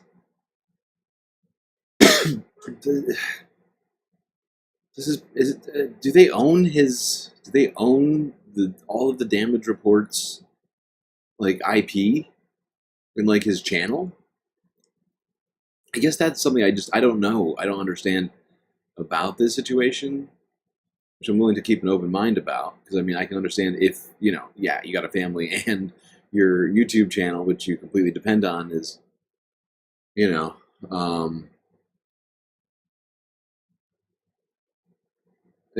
is reliant on your relationship with your employer, then I could see how that would be problematic. I guess, yeah, I don't know if anybody in the chat knows whether or not they own the IP for this channel.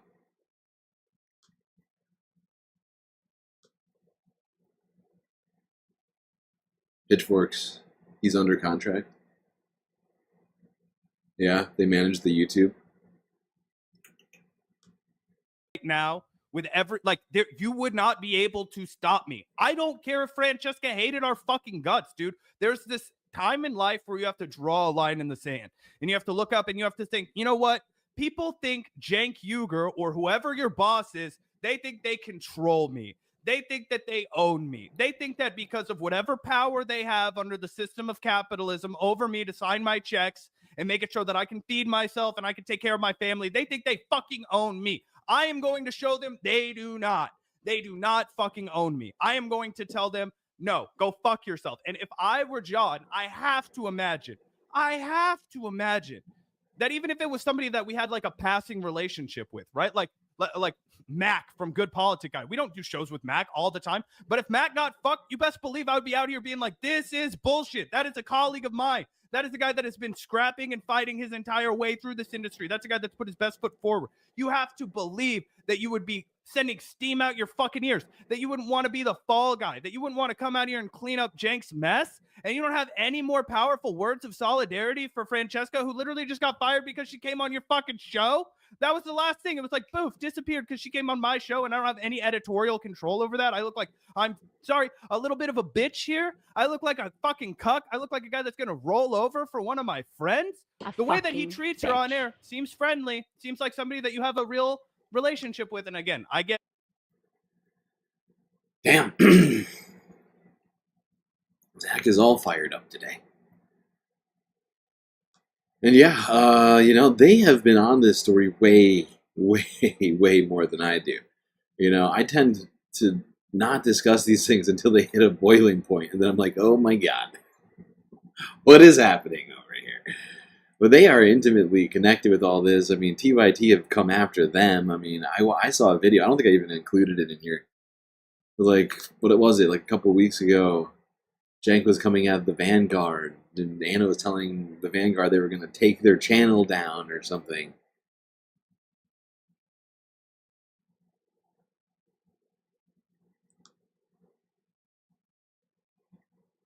And yeah, I think this is, you know,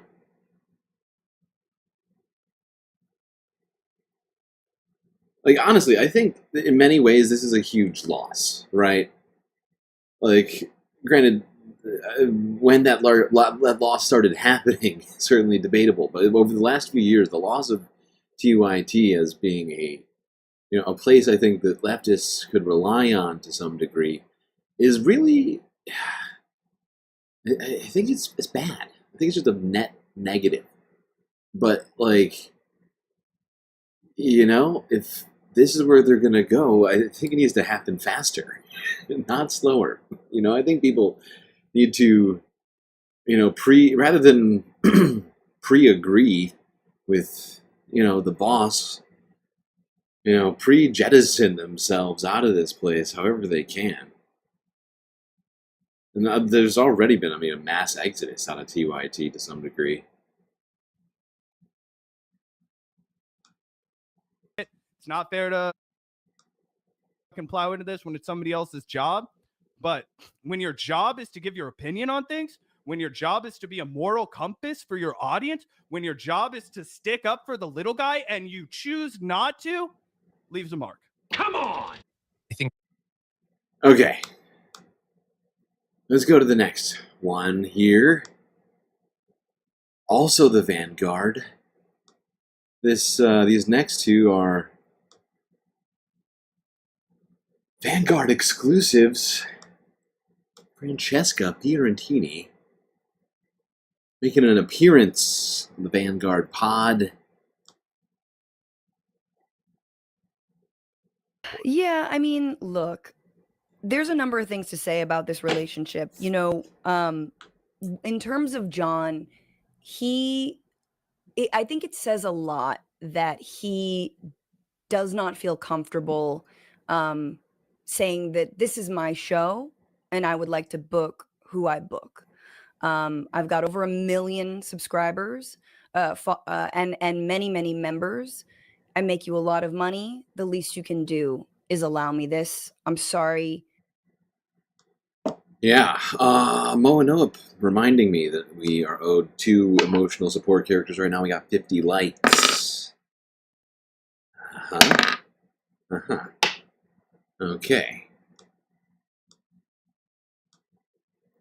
That your Fifi's got hurt, but this is what it is. And it takes some guts to do that. And I think it says a lot that he doesn't feel like he can. And it sucks. It's not what I would do. The Vanguard will be there. And then obviously the like banning of other shows. I've got a great relationship with John, or at least I thought I did. And I had a great relationship, you know, with Dr. Richie. Yeah, to drill more into that, you know, when it comes to the damage report, obviously, I think you kind of realized that your time was mostly up at the Young Turks main show. You know, you're kind of persona non grata in the Poly Market studio. But I do think a lot of people that are fans of the damage report really loved your presence on that show, and they were able to kind of delineate. You know, they were like, whatever I think of Cenk and Anna, I can still, you know, tolerate hearing Francesca on the damage report because it's its own thing. Cenk and Anna aren't there. John clearly has his own opinions. Well, they don't even watch the main show. I'm just saying, a lot like of people don't. Yeah, they just don't. A lot of people. They're different audiences. For sure. And were you hoping that like you could kind of maintain that relationship with the damage report and with John Ayadarola, even though your relationship with Cenk and Anna had completely deteriorated? Or did you kind of know that this was happening? Like, were you kind of almost hoping in a sense that this would happen, like kind of, you know, daring Cenk to No, I was not daring Cenk at all. I really love going on the damage report, but I knew that maybe I was on borrowed time. And you know, it is because I kept kind of kicking the hornet's nest that I think I knew that time was even slimmer and slimmer and slimmer. And it is a weird position. I thought about, you know, well, what if I go on the damage report for free? Like I don't, you know, ask for, you know, to be compensated for my time. And, you know, I, on a lot of these matters, I'll like talk to Matt, my husband, because he's, I think, just like more versed in the internet and just like what to do and shit. He's, you know, and he was like, nah, that's dumb. Like, no, you should get compensated. You know what I mean? Yeah, it's work. Exactly. It's work, get compensated. And it's true, you know, there's other things I could be doing. And so, but I'm not going to lie and say it's not awkward to be like, okay, well, I'm taking money from y'all. But also, if you think about it, and I think we do need to think about our work in general, you're producing things for somebody else. You are making money for somebody else. John Ayadarola is making so much money for TYT. And I have been on that show every single week for 4 years now. And look, ask the fans, man. They like me on there. I'm not trying to get all up in my own shit, but like they like me on there. And I like to think that I helped build up the damage report. Yeah, exactly. So this is all under the damage report, and it goes on and on and on. And I'm not kidding, Francesca. There are probably 150 people that went on there to leave a comment about that. Wow. And it's a post on the YouTube channel. It's not even a video. It's just people want to have a place to voice their grievances that you are not going to be back on the damage report, because at that point you're almost like you are a fixture of the show, right? It's like if you're watching a show and a character that you like gets killed off, everybody's like, what the fuck? Like, I want that person to come back, except you're still alive. You're still perfectly healthy from what I can tell. You know, you're still perfectly capable of doing the job. It's not disrupting the narrative. And yet, you know, you're no longer obviously going to be back on the damage report. Yeah, I mean, look, there's a number of things to say about this relationship. You know, in terms of John, I think it says a lot that he does not feel comfortable saying that this is my show and I would like to book who I book. I've got over 1 million subscribers and many members. I make you a lot of money. The least you can do is allow me this. I'm sorry that your Fifi's got hurt, but this is what it is. And it takes some guts to do that. And I think it says a lot that he doesn't feel like he can. And it sucks. It's not what I would do. And so needless to say, there is a strain there. I also want to say that John's politics John just has some of the best politics of anyone I've ever met. In terms of his intellect, in terms of understanding, sort of political nuances, strategy, but also in terms of having a very justice-centered analysis when it comes to women, people of color, queer people. John does it all. John is insanely talented, and he could, although I don't think he believes he could, very easily get a job somewhere else, if not go out on his own. His politics are light years better than Cenk and Anna's. They would hate to think that, but they are. John is maybe not as confrontational as they are, but there's only so much spitting at a camera will get you. So that is, I think that needs to be said. The other thing that needs to be said is during some of my disagreements with Cenk on air, and when I say some, I mean one, because Cenk, I was rarely on with Cenk, especially like in the last year or so. And I was never on with Anna. During the pandemic, I would do like Wednesday afternoons with her. That was less and less and less. And so when I was on, with Cenk and we were talking about Imani Khalif, obviously the boxer, Algerian boxer who won, was attacked for being a man. That was when you came on our show's radar in a big way, because that was awesome. Yeah, man. And I was prepped for that. I was like ready. I was like, I'm excited to talk about this. And, we sort of all kind of had it out. And I think it was either around then or before that, around that time, Cenk and I had a private conversation. And I was like, yo, you know what? Why don't we just have a debate on the main show? It would be so good. You and Anna can be there. John and I can be there. We can sort of like show the audience that you really do allow for debate, and everyone's coming at this from a different angle. And audience members are going to agree with you. They're going to agree with Anna. They're going to, and you'll show that you sort of like allow that on the platform. He was like, oh, that's a good idea. Never happened. Right. And so actually, I think that transgender debate happened after I asked him if he would just have this debate with not even a debate, just discussion, friendly discussion on the main show. He never did. Again, this is a guy who will let Ben Glebe run his genocidal mouth for 40 minutes about how sometimes you got to bomb a hospital. Is Ben Glebe still on TYT? I have unsubscribed from so many of the TYT channels. I genuinely don't even know. Is he still there? It's unbelievable.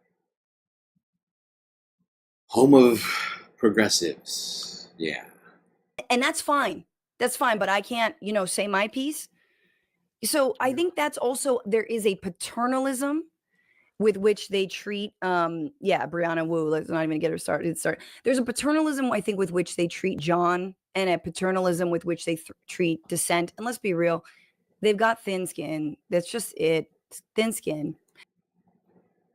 I do want to get back to Gavin's question whenever, but I'm, happy to shut up. Yeah, well, I'm interested in that, but I think you're totally right about that. It really just comes down to their pettiness, because I think Cenk specifically, he knows, like he goes on Piers Morgan all the time. He knows that there's a real appeal to having a real emotional debate, hashing out a disagreement live on air with someone, that's been a long time part of the TYT family. It really does blow my mind the way he's handled this whole situation, really by not leaning in to the controversy and disagreements and drama, but kind of just trying to punish anyone who steps out of line, even after saying, oh yeah, we welcome disagreement. We welcome. Well, I think he's debate. Embarrassed. I mean, yeah, just there are many issues here. So I don't want to get it twisted. The biggest issue is Cenk wants to have beers with Dr. Phil. You know what I'm saying? Like, that's number one. This is ridiculous. He wants to make it about like trans athletes, that somehow that's my only issue. That's all I talk about. Right.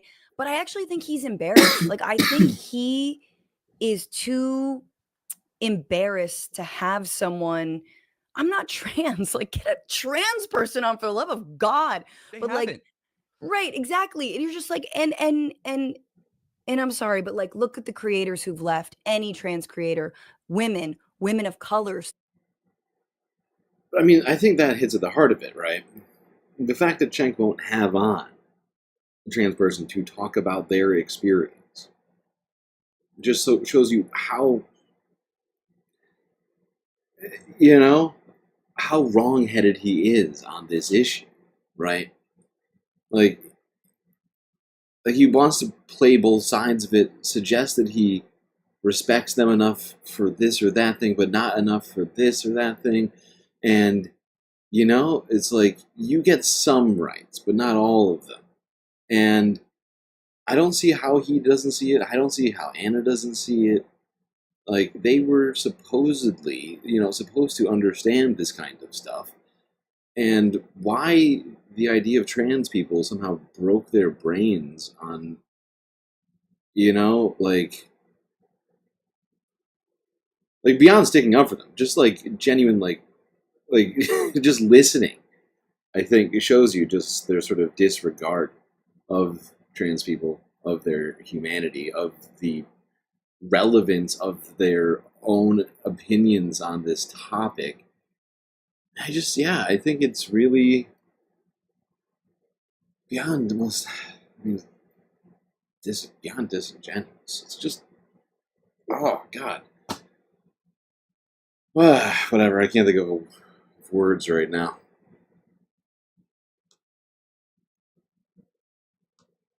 Specifically people of color, Ben Dixon, Mondale Robinson. And then I'm not going to name names, but think through who are the people who've slowly kind of not been around. Is that a woman? Is that a woman of color? Is that a black woman? Also, regardless of their, ethnicity or race or whatever, the people that are consistently appearing on the Young Turks these days, like, they're really just teleprompter readers. Let's be honest. I don't even know their names. It's like these people that don't have a show. They don't have an independent following. They don't have an independent voice or really even an ideology. They're basically just there to read the teleprompter and support Cenk or Anna without ever pushing back. And that's the people that they've replaced you with. That's the people they've replaced, the other I love and I support them. And I support them getting their, getting compensated for that work. But it makes for a really boring show. It makes for a really boring show when you just watch and there's no friction. And, even back in the day, not that I think basically anything about him or his ideology is aged well at all. But I remember back in the day in 2015 when Cenk and Jimmy Dore would fight on the panel, they would have discussions about third parties or whatever, and they would get into it. Like, they would actually argue. And it was literally my favorite part of the show at the time. That was when I first started tuning into TYT. Right. I actually really enjoyed that element where it was like, oh yeah, these people, it feels like a family. It feels like, everyone's on this mission together, but they're also able to turn around and yell at each other and say, you're fucking wrong. And you're, this is stupid. And like, they didn't hold back at all. And I really loved that. It was what brought me to the network in the first place and made me a fan, in addition to the progressive ideology. Obviously Jimmy Dore's completely gone off a deep end, but the point is, it's like now 10 years later, the energy is completely different. Not only can there not really be dissent or debate on air, but apparently not even behind the scenes. Apparently you're not even allowed to say things he disagrees with on Piers Morgan about trans people, which he randomly decided to play to poison the well against you to make you look like some crazy leftist, even though it's totally irrelevant to the supposed disrespect that you showed. Irrelevant. I mean, it's just wild. It's like, how can you use me on Piers Morgan as evidence of how I hurt you? What are you even talking about? Yeah, I mean, it was clear through all of those little, clips he brought up as evidence of how Francesca was wronging Cenk, and the Young Turks were pretty stupid. Like, let's be real. Like, he was reaching on all of it, he's just grasping at straws, trying to find anything to prove his point that doesn't really have any grounds to it. But yeah, I mean, let's just talk about Dore. It was very funny that he was like, oh, I defended you with Jimmy Dore, and now look, you're calling me names. Okay, let's just talk about it. Yeah. So 2018, height of like the Syrian civil war. Dude, that's what made Jimmy Dore crazy, by the way, because he tried to come after us for that. We were like, I'm not an expert in that. Both of you former fans? Both the Zach, you were a fan too? When we first started making content, he really promoted our show, and then we committed the mortal sin of having Ryan Grimm on, and he starts sending us super chats in the audience telling us that like Ryan Grimm denies war crimes, and Ryan Grimm's a crazy person, and then he gets everybody to like quit our Patreon, and we had like 20,000 subscribers. You just told that story. That's wild. That's wild. We were like a fledgling channel, and we had kind of gotten connected to him through Kyle and Crystal and the Force the Vote movement. And we were like, let's hold everybody's feet to the fire. And then we found out, oh, this man is a mentally ill, crazy person. And that was when we that was shut later. the door. That was later, Force the Vote stuff. Yeah, I mean, I have a lot of thoughts on that. We might have been on opposite sides of that discussion. We don't need to relitigate it. We don't need to relitigate it. God, we're in such a different world now. Hey, we're all friends. No, but in terms of the serious stuff, okay, so like long story short, I have a friend named Shane Bauer. He's a journalist. He was one of the journalists kidnapped by Iran, he was on the border, the Iraq-Iran border, whatever. He was held in an Iranian jail, got out. I've been in left media for a very, very long time, since 2004. He wrote some stories for a magazine I used to edit called Left Turn. Anyway, so Jimmy calls him like, oh, why are you an Al-Qaeda operative? Like, what? And so I was just like, I had a very cordial tweet. I'd like to see Jimmy do better. Jimmy and I had done like 1 or 2 shows on TYT together. I was still living in San Francisco. He freaks out on me. We all know that he was in Venice at the time, which is very funny. And it seems like he was voiced. He's like gelato's dripping, and he's like, "You're a pig, chill." Like his fifth Negroni, probably. Yeah, totally. Don't be creepy. No. And so he's like, on a gondola, and he's berating me on the DMs. And I messaged Cenk, and I was like, yo, what is going on? Get like a leash on your boy. Like, what's happening? And if my memory serves, like, he was like, okay, I'll talk to him. I waited. More shit from Jimmy, right? So clearly it didn't work. And I was like, fuck this. And I just went public with it. And I posted the DMs the absolutely unhinged DMs he was sending me, as like they were really abusive. They were far more abusive than saying you're acting like a bitch, not to his face, insanely abusive. And so then he had to do something about it. And by the way, Jimmy wasn't fired for things had been falling out between them, but it was not me. I might have helped push the snowball a little bit, but it had been a long time coming. You have to do, when you are a white man on the TYT network, you must do a lot to be fired by them, right? Like, he had been running his mouth for a very, very, very, very long time. So I just want to put that out there. It's very funny that he's then sort of like using that almost as if like he stood up for me. I'm like, cool, dog. Like, it's just, do you know he also sexually harassed Anna? Isn't Anna sitting off camera left just right now? Illegal. Isn't she the one who produced this entire segment for you? We know that she did. Wow. Francesca letting it all out here on the Vanguard. We got more from them. Just a second here. How are we doing on time? We are approaching our first break here, and we still got more to unpack with all of this. Yeah,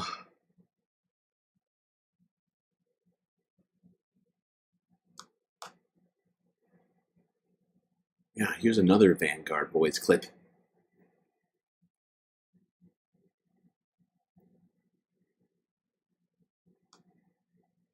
That's my origin, that's my roots. And I was very curious of like, what are your roots? Why do you do this? Because I think, Gavin, you're right. She is deeply unhappy. There's a clear unhappiness there.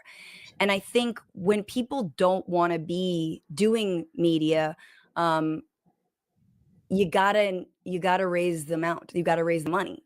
Like, that's what keeps you in it, is like, okay, I'm doing this for the paycheck. The Vanguard will be there. Well, speaking of Anna, do you have any thoughts on her, pertaining to the context that I mentioned earlier with you convincing her to stay at the Young Turks? I will say she seems pretty miserable to have made that decision. So I don't know if she blames that on you potentially. Maybe there's some resentment there. But I think she's downright miserable at TYT. Yeah, but here's my question. Where does Anna go if she leaves? Daily Wire? The Blaze? I'm just saying. I could honestly see her on Fox News at this point. And they'll bring her out as the leftist Anna Kasparian. And then she'll tell us about how terrible trans people are. Or homeless people. Or, oh my God. into the Poly Market studio 75% of the time. It just seems like the vibes are off. I mean, she said this on air. She said, I hate this industry. I hate my job, except for, you know, the few people in chat that still love me or something weird like that. So do you sense that? Do you think that she's like looking for a way out, or that she would take a job, you know, say at Fox News if they offered her one as a contributor? Do you think that she would take a Yeah, so that's a really interesting question, that last one. And that is, to your first question, what I really wanted to talk to her about. Obviously I wanted to ask her, you know, hey, why do you cover these issues from this right-wing framing? You know, whether it is homelessness, drug addiction, or the LA fires, or the Tren de Aragua, you know, and all this. Why do you hit on Karen Bass all the time? Why did you want to recall Gavin Newsom? I hate Karen. I mean, I hate Gavin Newsom. I don't hate Karen Bass, but we can do way better than Karen Bass. I am to the left of Karen Bass. California, sadly, does not have a robust progressive left movement, an insurgent, you know, squad of the Democratic Party in this state. We need one. But so you can't throw down with the recall Gavin Newsom movement without handing shit to Republicans. Larry Elder. She doesn't get that stuff. Now, this is spoken as someone who really hates Gavin Newsom, but it is so ironic that now Gavin Newsom's doing the exact same thing that Cenk and Ann have been doing. But I wanted to ask her sort of substantively, and I feel like she would have had great arguments. I almost feel like Gavin Newsom got the idea from the Young Turks. He's like, oh, is this profitable? Sort of bringing on Steve Bannon on the pod. It's wild. Well, here's the article I brought up. This is the, you know, this is the reporting. I defend these statements. And I think she actually would have done really well against me, to be honest with you. Then I wanted to ask, you know, what are your solutions to some of these things? Because it sounds like you are de facto pro-incarceration. It sounds like you are de facto Illegal. Republican when you hit Democrats like this. So that was sort of part of like, what is your solution? Because she never says it, right? It's always like, look, these buildings are being taken over by undocumented immigrants. Huh? See that? See that, leftist? You think I'm crazy? And it's like, okay. But like, if you do think that's happening, what's the solution? Because right now they're sending innocent people to Guantanamo and to El Salvador, shaving their heads because they had a tattoo for autism. Okay, so like, do you understand the kind of rhetoric and what this feeds into? So that's sort of like what I wanted to, but I think more fundamentally, I really wanted to be like, are you happy with what you're doing? Did you ever consider yourself on the left or a progressive? Why do you like the news? You know, because for me, dating myself, obviously, but I got involved in this work around the 2000s, fighting for global justice against, we don't even talk about it anymore because we live in a neoliberal globalized capital world. But at the time, in the late 90s, we were all like, hey, don't ship jobs abroad and destroy the environment. So I got involved in the tail end of that. 9/11 happened. I'm in New York. I became an anti-war organizer, and so the rest is history. Seriously, anybody know how old Francesca is? She got involved in this in the 90s? Holy shit. Francesca. I don't know. I mean, I'm just trying to do the math on that. Does that mean she's in her, like, is she like in her mid-40s or something? Jesus Christ. Francesca looks so young. I assumed we were much closer in age. That very much involved in left media and sort of gone from there. And, you know, that's my origin, that's my roots. And I was very curious of like, what are your roots? Why do you do this? Because I think, you know, Gavin, you're right. She is deeply unhappy. There's a clear unhappiness there. And I think when people don't want to be doing media, you gotta raise the amount. You gotta raise the money. Like that's what keeps you in it, is like, okay, I'm doing this for the paycheck. And so honestly, I don't think she would necessarily take a job at Fox. The problem is, I do think that she could have taken a job. Chat seems to think she's early 40s, 41, 42, 43. Okay, I guess that means that she got like involved in politics in like her late teens. That makes sense for somebody who would pick this as a job. Like a CNN or like a, a sort of more middle of the road organization that would have given her more money than what she's currently. Although I think she's fine. I don't think she's making like a couple mil that she thinks she's she not making could have Hassan's made. money. She's not. Obviously, we've seen the the meltdown that wasn't.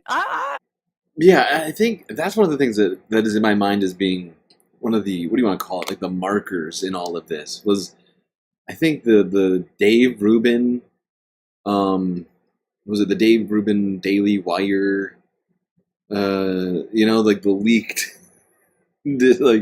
audio on that. I think that was at least certainly one of the sort of important chronological markers in all of this discussion. I feel like people like Cenk and Anna, who had been, honestly doing pretty well for themselves this whole time, saw that number and were like, what? They just, suddenly their eyes filled with, images of bags of money. And I feel like it made them just lose their freaking minds. I mean, I think it's one of many of the things that have, and I'm not saying that's acceptable. I'm not like justifying it. I'm just saying I've been trying to figure out what would it cause, because the fact is, like I'm saying, like there was a time where they were genuinely like just relating to where the social like dynamic was at, right? They were progressive, right? There's been this long precipitous slide, which is certainly increased now over the years, but it's just, like I feel like I don't know why my mind wants an answer for this. Like, what was it? Was it Anna getting having that situation with the homeless man? I honestly don't know.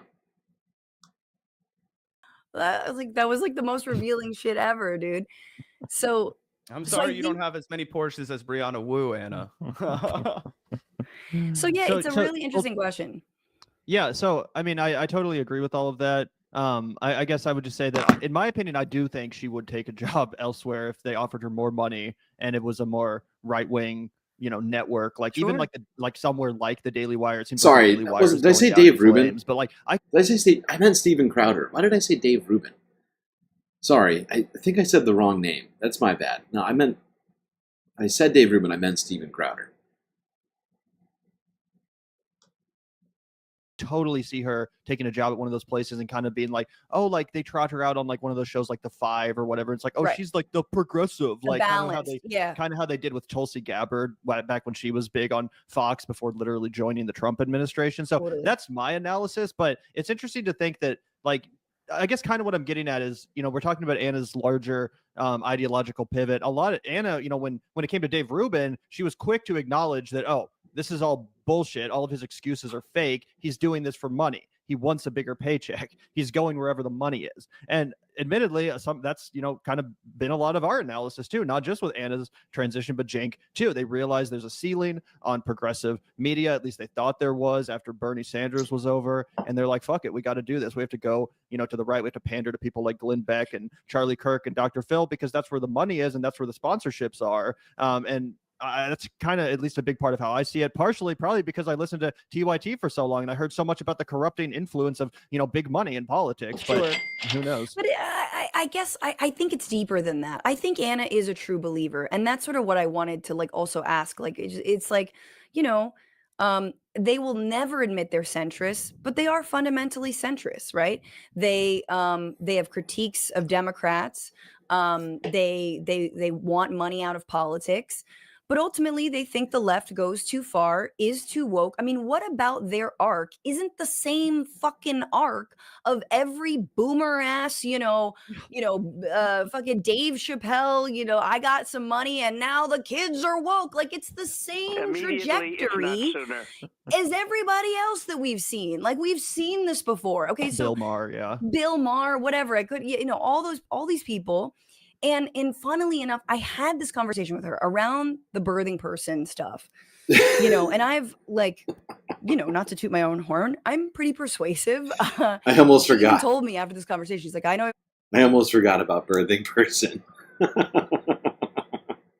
So I just want to address something. I was wrong. Oh my god. Oh, I don't know how I forgot about that. Probably because there's just been so much more shit that has come out of TYT since then. Somehow that one slipped my mind. Around the birthing person stuff, you know, and I've like, you know, not to toot my own horn, I'm pretty persuasive. She even told me after this conversation, she's like, I know, I could see why you were an organizer. Because around the birthing person stuff, I was like, look, I know it's weird language to you. Like, I know it sounds, you know, like really clinical and whatever, but trust me, it's not used, you know, on the streets in a broad context. Okay. You know, and even people, right. It's like, this is not actually as pervasive as you think it is. And then I used Dave Chappelle as an example. I was like, Dave Chappelle is 5 specials deep into like psychologically dealing with the fact that a trans woman tricked him at some point and but like he enjoyed it. You know what I'm saying? Like, what is going on? Like, you know, he has gone off the total deep end. And I, of course, because I try to butter people up. I was like, look, Dave's the GOAT and he's burned his legacy.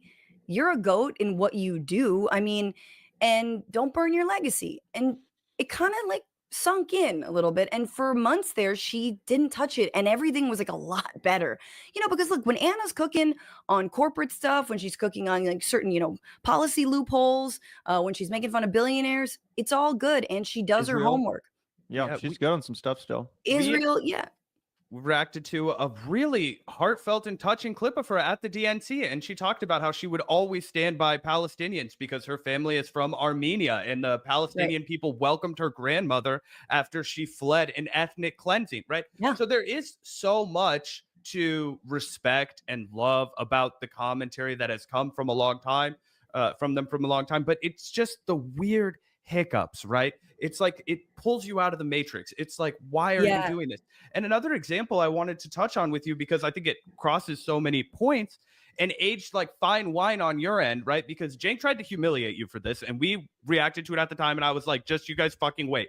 You were talking about using you know, whatever executive orders to house people like Guantanamo Bay early, right? And Anna Kasparian and Cenk, they go out there and they're like, Bill Clinton did this with the Haitians in the 90s. Oh my God. Anything. And I was like, yeah, they seem to be like they're like Scott Jennings now, right? Just whataboutists.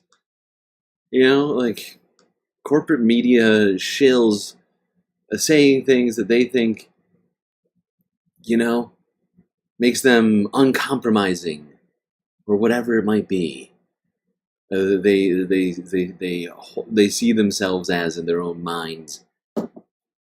But it's just, it is so wild. It is so wild, this downfall of TYTs. Oh my God, so pathetic. Seems like Chad agrees with that too, generally speaking. People, and you know, I think they have not been doing that well with this. I feel like I don't keep track of their social blade or anything like that. I don't have the energy to do that, and also do 8-hour streams every day.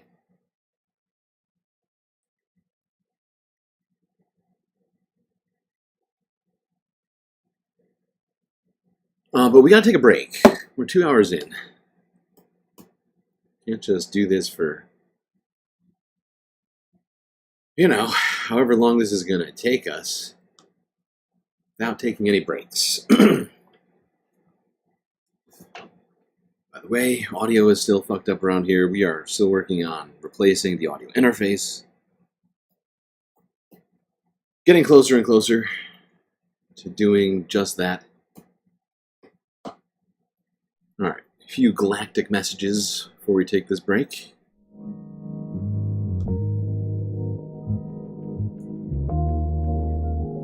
Well, I do hope everybody's been enjoying the show so far. If you haven't already, hit the like button and don't forget to subscribe. Maybe even hit the little bell icon as well, so you don't miss any of the latest galactic content. Now, while you're doing all that, you should definitely consider contributing to the Galactic News Network if you're enjoying this show, as we are completely funded by viewers like you. So many great ways for you to contribute and show your support. YouTube, super chats, super stickers, memberships. Of course, the more memberships we get, the more emotes our space fams get to use in the chat. And we still have a goal to complete if we want to do the regular stream as well tonight. What else? We got Twitch. Bits and subscriptions. On-screen celebrations. Cash App and PayPal if you'd like to avoid giving a cut to either Twitch or YouTube, and you'd rather every single dollar that you donate go directly to funding this stream. But of course, the best way to get the most space benefits for your Earth dollars is to go on to Patreon and become a Galactic Patron. Just $3 a month.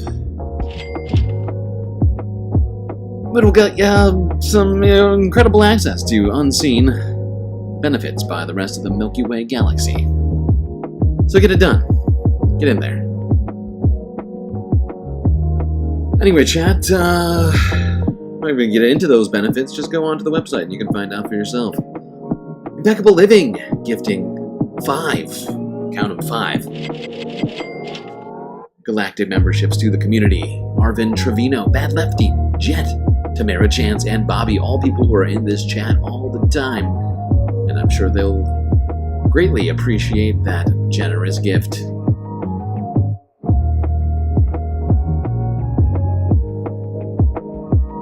Alright, chat, enjoy the short space break. Grab yourselves a drink, maybe a snack, and I'll be right back.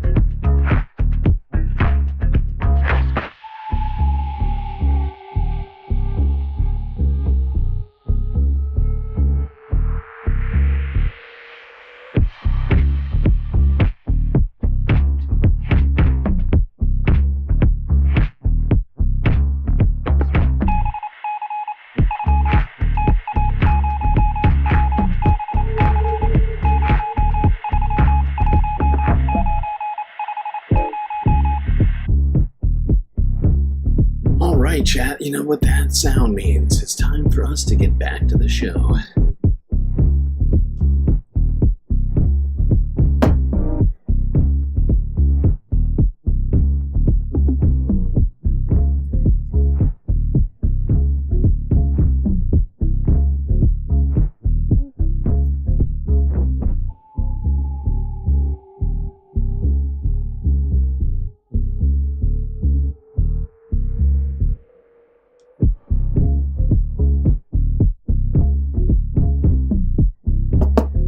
Okay.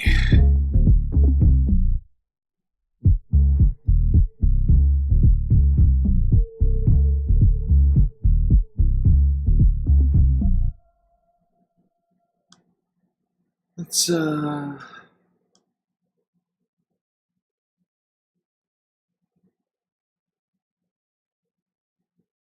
watch a little bit more of this, and then we're going to switch over to the other appearance Francesca made earlier this week.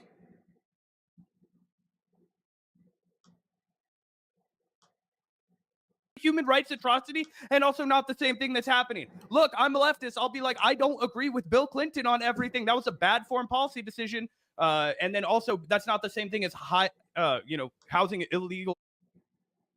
Yeah, and I find it's a weird, we should start that back again from before, but I mean, the fact is using that as a way to almost like justify what Trump is doing, that's the part of it that's truly upsetting to me, right?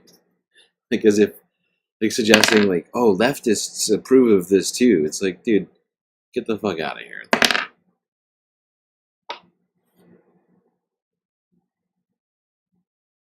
Okay.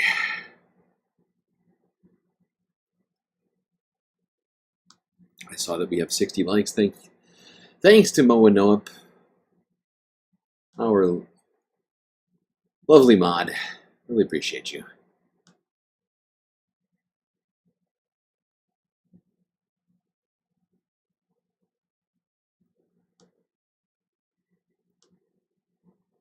Or undocumented migrants or whatever the fuck they said on Guantanamo Bay. But you brought up the fact that this was going to expand. And I believe you referred to the Chinese Exclusion Act from back in the 1800s.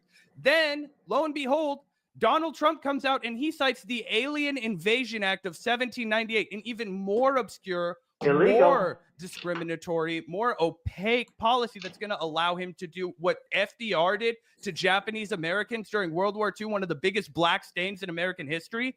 Like, you were 100% right to call that out. He 100% poured cold water on it. He tried to make you look like a crazy lefty then, and he has never run a single correction about it. He also has... I know. And like, look, I want to just be clear. Like, when I said, he was like, oh, you think there's going to be camps? That's so insane. And then it's because I had read an article. There were a lot of undocumented Chinese American or Chinese people in this country, not Americans, but Chinese people living in this country.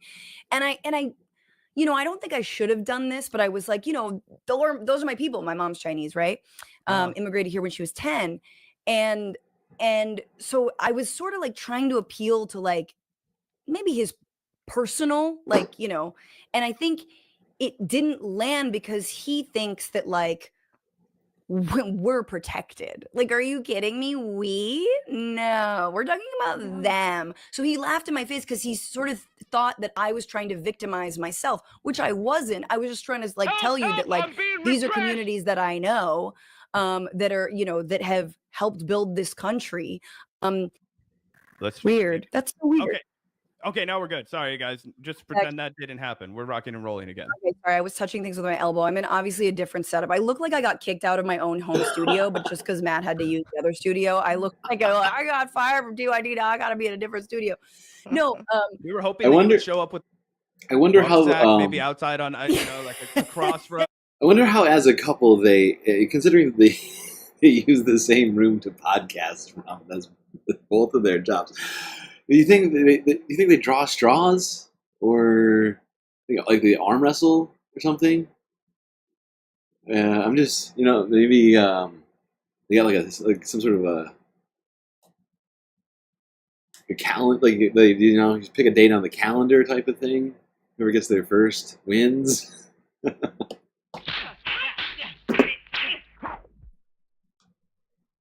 kind of dirty town, you know.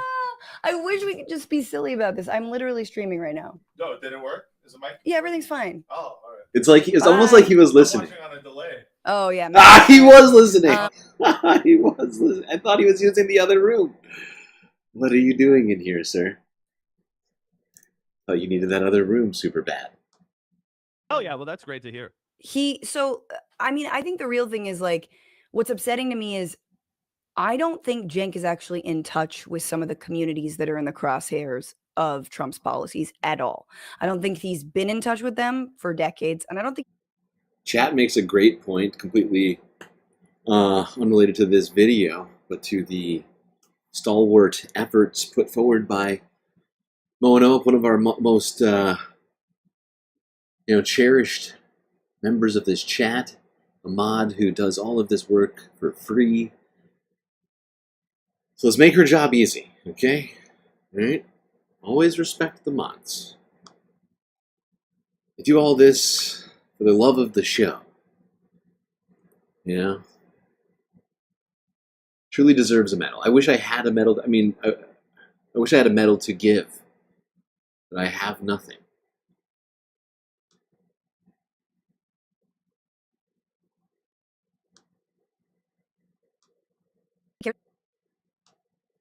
To be in touch with them, right?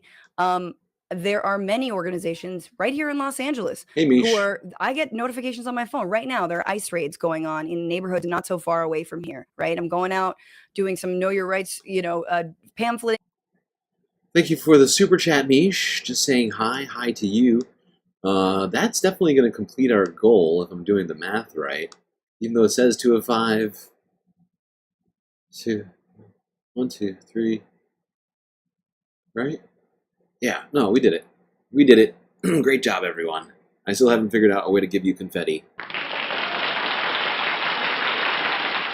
But you all deserve it for having contributed to the goal. I appreciate you all very much.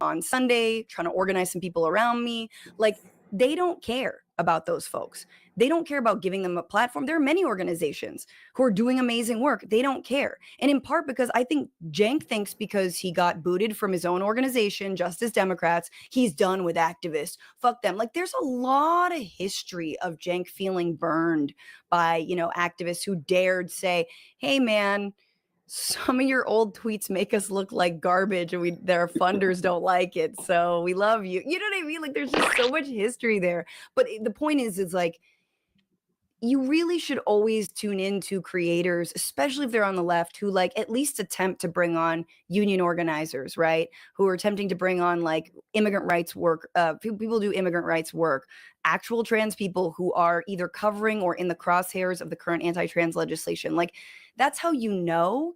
And they don't. They truly don't. Meanwhile, they'll go to the RNC. Rudy Giuliani walks by and like, hey, buddy, how's it going? Let me give you a softball interview. It's just like, it's disgusting.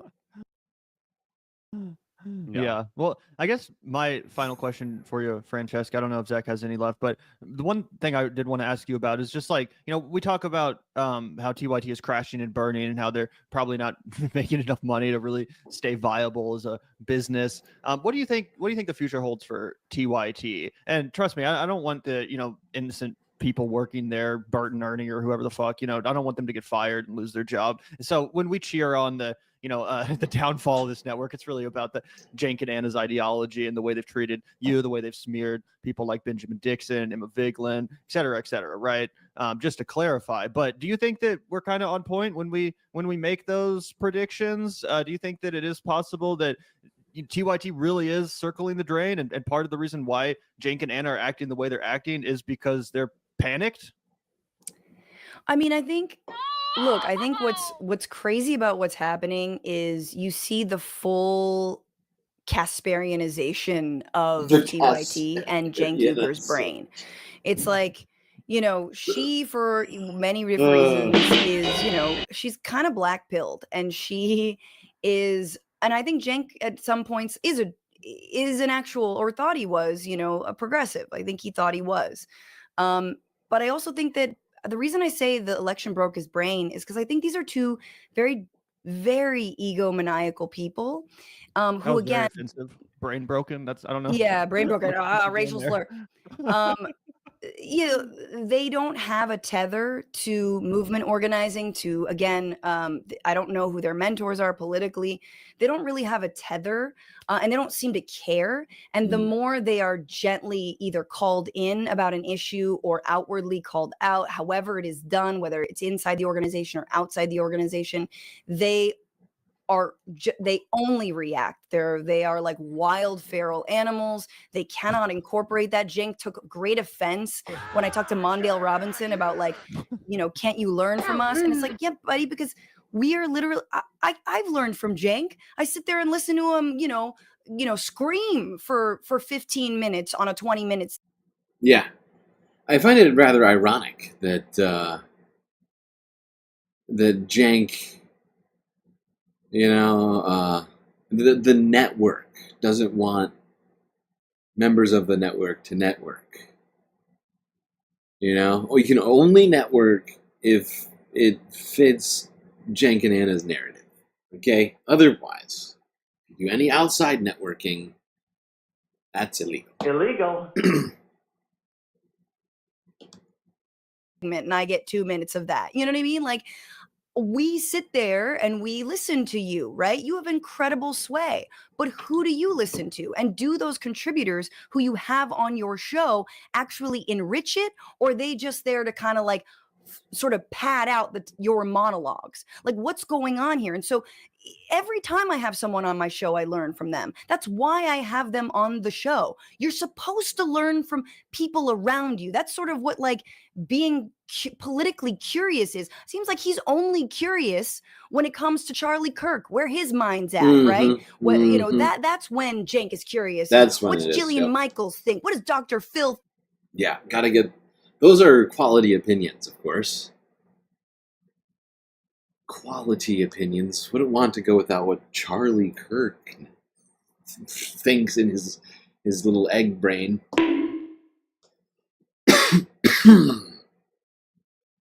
Okay.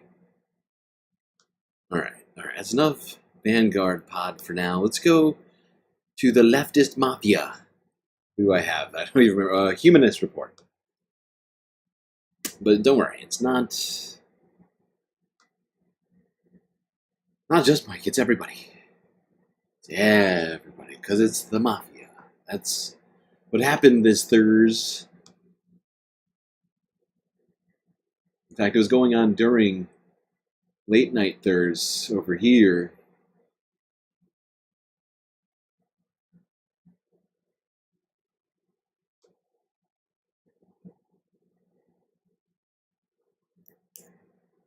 Okay. I think I got it queued up. Because we got our guest joining us right now. Oh, thank God. There you go. Let's bring up. Out of the conversation. Let's talk about that Francesca. dick. That's what you were talking about, Francesca. Talk about that dick. Dude, why do they all have weird dicks though? She truly is a comedian. Harvey Weinstein was weird. I mean, Francesca is Trump. She is a gem, First, the Kasparianization, and then she comes in as hot as possible. Let's talk about that dick. I mean, straight up, like, it's an incredible entry. I mean, unexpected, to say the least. And sometimes that's what makes comedy funny. Get something that you were not ready for. What was I going to say? There's something else I was going to say just now, and I was totally thrown off by Franny's entrance there. Francesca, excuse me. I think she hates Franny, doesn't she? Fran? Which one is it? I always forget. One of the two.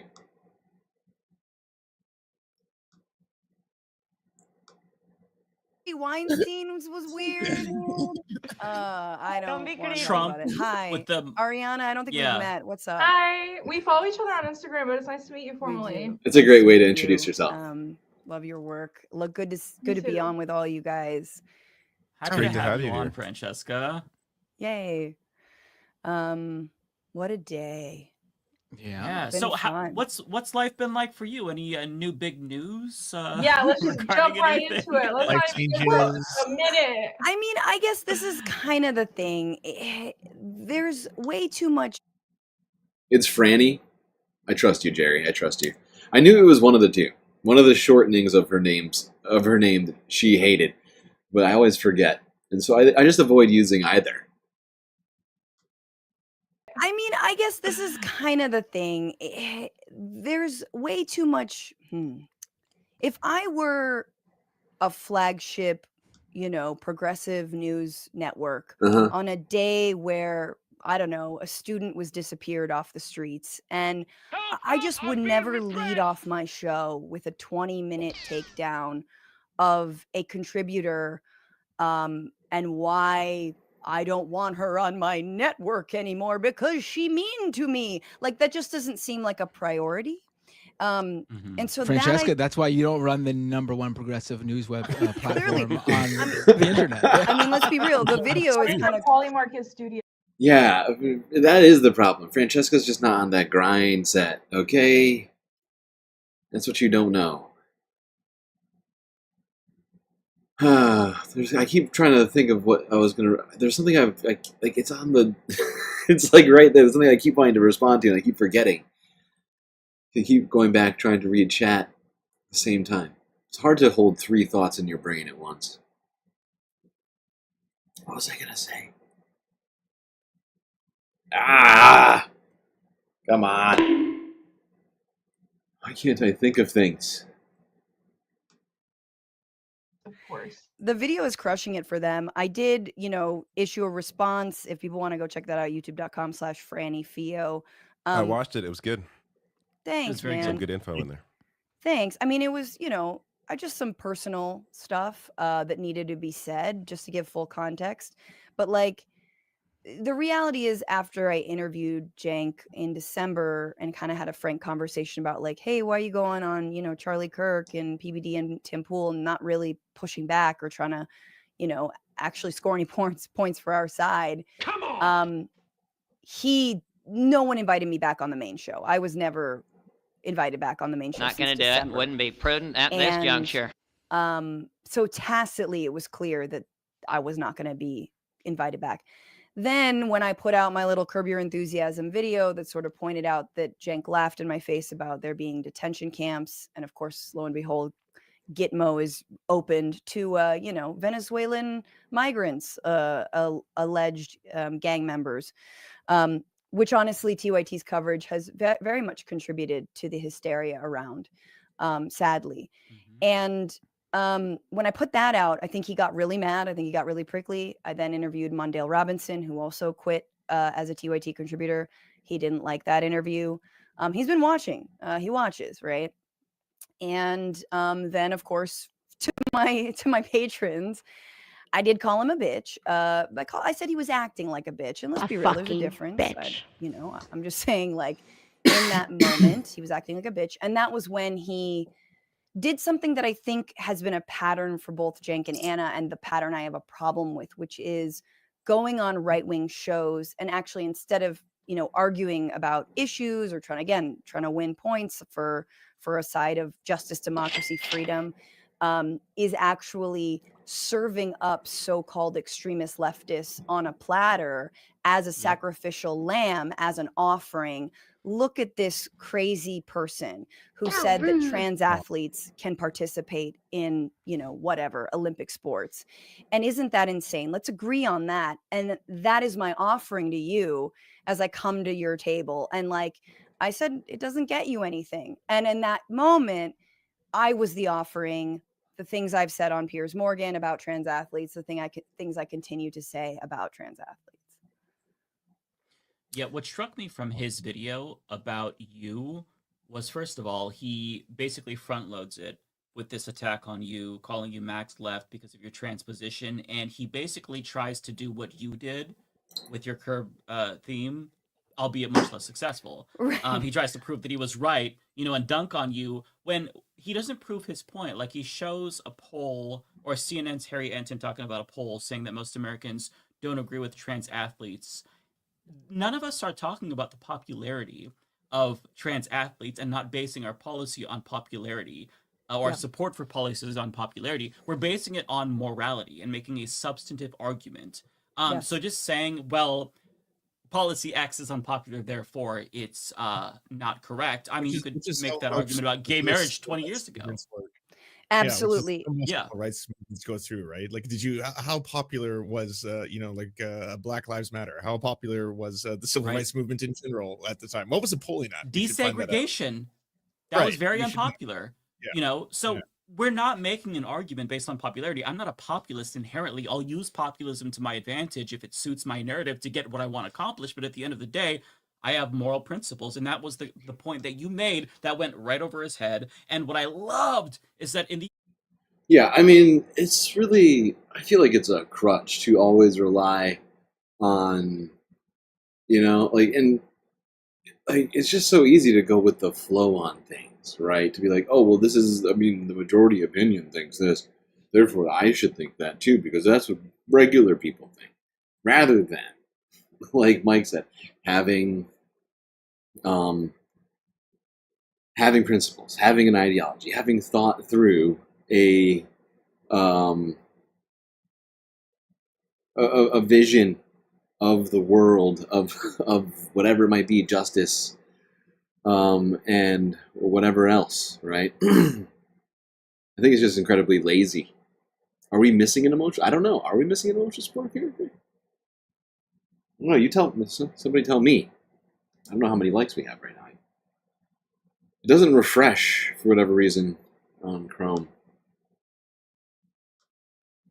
Talking about how unbothered he was by all of this, while playing the clips of you dunking on him and shitting on him in the most hilarious fucking way imaginable. It kind of looks good, right? I came off looking pretty good. It made you genuinely look fucking amazing. Yeah. I don't get how he does that and then pretends to be unbothered when clearly, like, if that were me, like, if I was the subject of that and you're like, you look like a bitch, I would be bothered. Just saying.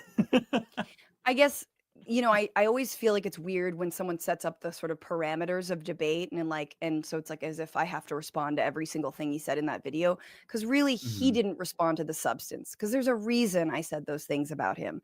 There's a reason I said, I don't know if you're smart and I don't know who your mentors are. I don't know if you know your political histories of struggle. I don't know if you care about that. I don't know if you care about civil rights to the point about, same-sex marriage or interracial marriage.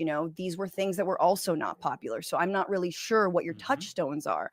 And the reason I said that is because of his behavior since Donald Trump has been reelected. There's a reason, and he completely didn't address that. And I've been really obsessed with this Democratic. I mean, she's a progressive leftist strategist who studies movements and electoralism around the world, Anat Shenker-Osorio. And she came on my show and she said something great, and I don't want to butcher it, which is the job of a good message isn't to say what is popular. It's to make popular what needs to be said. And what needs to be said is things like trans people are people, and you should not, if you bar people on just any kind of legal framework from certain aspects of life, that creates a slippery slope, a permission structure, even a legal structure to take away rights from other groups of people. Trans issues are absolutely a trial balloon on authoritarianism. And Mara Jones was on my show the other day. She said exactly that. I mean, so it's like, these are the things that I don't think he gets, and I don't think he cares to get. But of course, you guys, we're all the max left, all right? And we are all very biased. And all y'all have tangled with him before too. Welcome to the resistance. And I literally asked him when I talked to him on my show in December, I was like, so like what shows do you like? Like, which leftist do you even support? And he said nice. He was like, like Mike Figueredo, and even though I'm like, have you ever heard anything Mike's been saying? Like, listen to him, right? Just feels on you. Yeah. And then he said, I like Kyle. And I know Kyle hasn't gone super negative, but he has massive critiques. And Crystal Ball's interview with Cenk was. Yeah, and that's kind of the point I was making before, is that it just seems like Cenk seems to only have criticisms of people on the left. With whom is he aligned right now? Right? That's my question. CNN?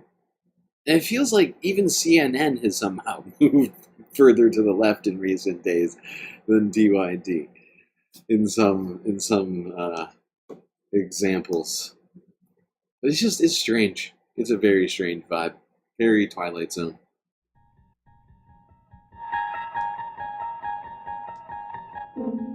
Crystal going, okay, like. Whoops. She held her tongue, but like, so it's just like, it sucks, but for us, for you guys who do this every week, it's like so great because it's sort of like, all right, here is someone who is, alienated their former allies. And we in this moment, we should be forming unions for content creators. Yeah. We should be fucking ready when Google comes at us for speaking out about Palestine, which they will. Which they will, for speaking about trans rights. Like, we need to get prepared right now. And sadly, one of the biggest, blue bubbles on the Media Matters map, isn't with us on this. Mm-hmm. That's what makes it sad to me, because I watched TYT for a very long time. Back when I first started college, getting into politics, like I wrote papers on new media citing TYT. So to me, it's not just like, I know people like will accuse me of trying to drama farm and shit like that, but I'm like genuinely sad because I felt like I really looked up to these people, and to lose like the biggest network, the largest online news network, and to see, and Cenk likes to simplify his anti-trans take, when if you look at everything they say, look at what Anna says, she's just transphobic. And actually, I have a better example than CNN, right? It does feel like centrist news outlets like NPR and PBS are further to the left of TYT, Cenk, and Anna, especially specific in this case, but on trans issues, right? Because, like was mentioned before, they've failed to have trans people on to talk about trans issues. Meanwhile, NPR, PBS have both at least interviewed and discussed the lives and experiences of trans people, right? MTG was having a fucking field day in that stupid fucking House committee where she opened it up with where she was, you know what I mean? She was literally having a fucking conniption over it in the House. Earlier this week, we covered it. It was actually pretty disturbing just how upset she was about it. Because the examples were pretty just bare bones. NPR and PBS recognized the existence of trans people and talked to a couple, or had a a drag queen on, to tell us. It's just how have things devolved so far that TYT is further to the right than NPR and PBS on this. About sports anymore. Lazy. There's other things that she says. She said, I don't know how I feel about locker rooms. I don't know how I feel. Right. This is, there are Proud Boys, in LA have been protesting outside of, spas because they allow trans people. This is not abstract. These are real white nationalist talking points. These are, and sort of clarion calls, whatever. That's their, and I'm not saying she's a white nationalist, but it's you gotta look at the connection here. Oh, I don't know how I feel about locker rooms. I'm fine with bathrooms, locker rooms. What's the difference? Let's see. How much of a wall must there be? Obviously, Ariana and I know that all we're doing is checking out people's genitals in female locker rooms. That's all you do. Mostly, you're like, oh, hey. This woman is dangerous, ladies and gentlemen. Yeah, I can't confirm. Yeah. It's civil rights terms and conditions, essentially. It's what they're trying to set up, right? And this is the reason why the right uses all of these issues. These are wedge points. It's a really easy thing to be divisive on, because no one wants to sit there and be like, what, are you okay with biological males going into female bathrooms and penises? Now, obviously, everyone's going to be like, oh, shit, no, wait, God, oh, Jesus, that sounds terrible. But then if it's this is exactly why I'm going to frame it in such a way that when you hear it described that way, of course, oh, yes, maybe things have gone too far. The gender ideology, the woke mind virus, everything's taking over. And you're giving them all the ammunition they need. Now it comes from the left. Look, it's not just the right who says this. The home of progressives is saying that things have gone too far. Now, that's oh my God. So, it's insidious, right? It can be so much more damaging when you have like a Jesse Singal or someone who establishes themselves as a centrist or a leftist or a liberal or something like that, the right uses that when it comes to like, hey, exactly. we're trying to enforce laws that are directly going to discriminate against people, and it's not just coming from right wingers; it's coming also from liberals, centrists, and the left as well. So here we go. And it's not even just that; it's that TYT is fairly a big channel, obviously online. So their viewers don't all share like their most progressive views, or even really may not consider themselves all that political to begin with. Like maybe they lean, left, so they watch TYT, and maybe they have a question about what they're like. Maybe they're questioning where they should how they should feel about trans issues. And what TYT says will be highly influential to them. And what they're getting from TYT is, hey. Yeah. And I mean, this is why the word influencer is a thing, right? Because it describes what's going on. There are some people out there with, who are less, I guess, scrupulous, you might say, who have less clarity on their ideology, who are maybe questioning things. I mean, all of us at some point or another in our lives are questioning what to think about something, and that's, I think in some ways why some people find themselves on YouTube watching videos like this, right? To try and figure out, well, what is it I should think right now? And TYT has that sort of influence, a massive influence, and they're like it's been said, their fence sitting has been absolutely leading people down dark, nasty paths, and is really just giving credence to arguments that don't need to be given credence to, and bolstering all the wrong stuff, the stuff that supposedly TYT stood against. And it's just so disappointing, so disheartening. You can still feel like you're progressive on other issues. It's also dangerous. And it's okay to be anti-trans rights on all these others, and that's a cool ideology to have.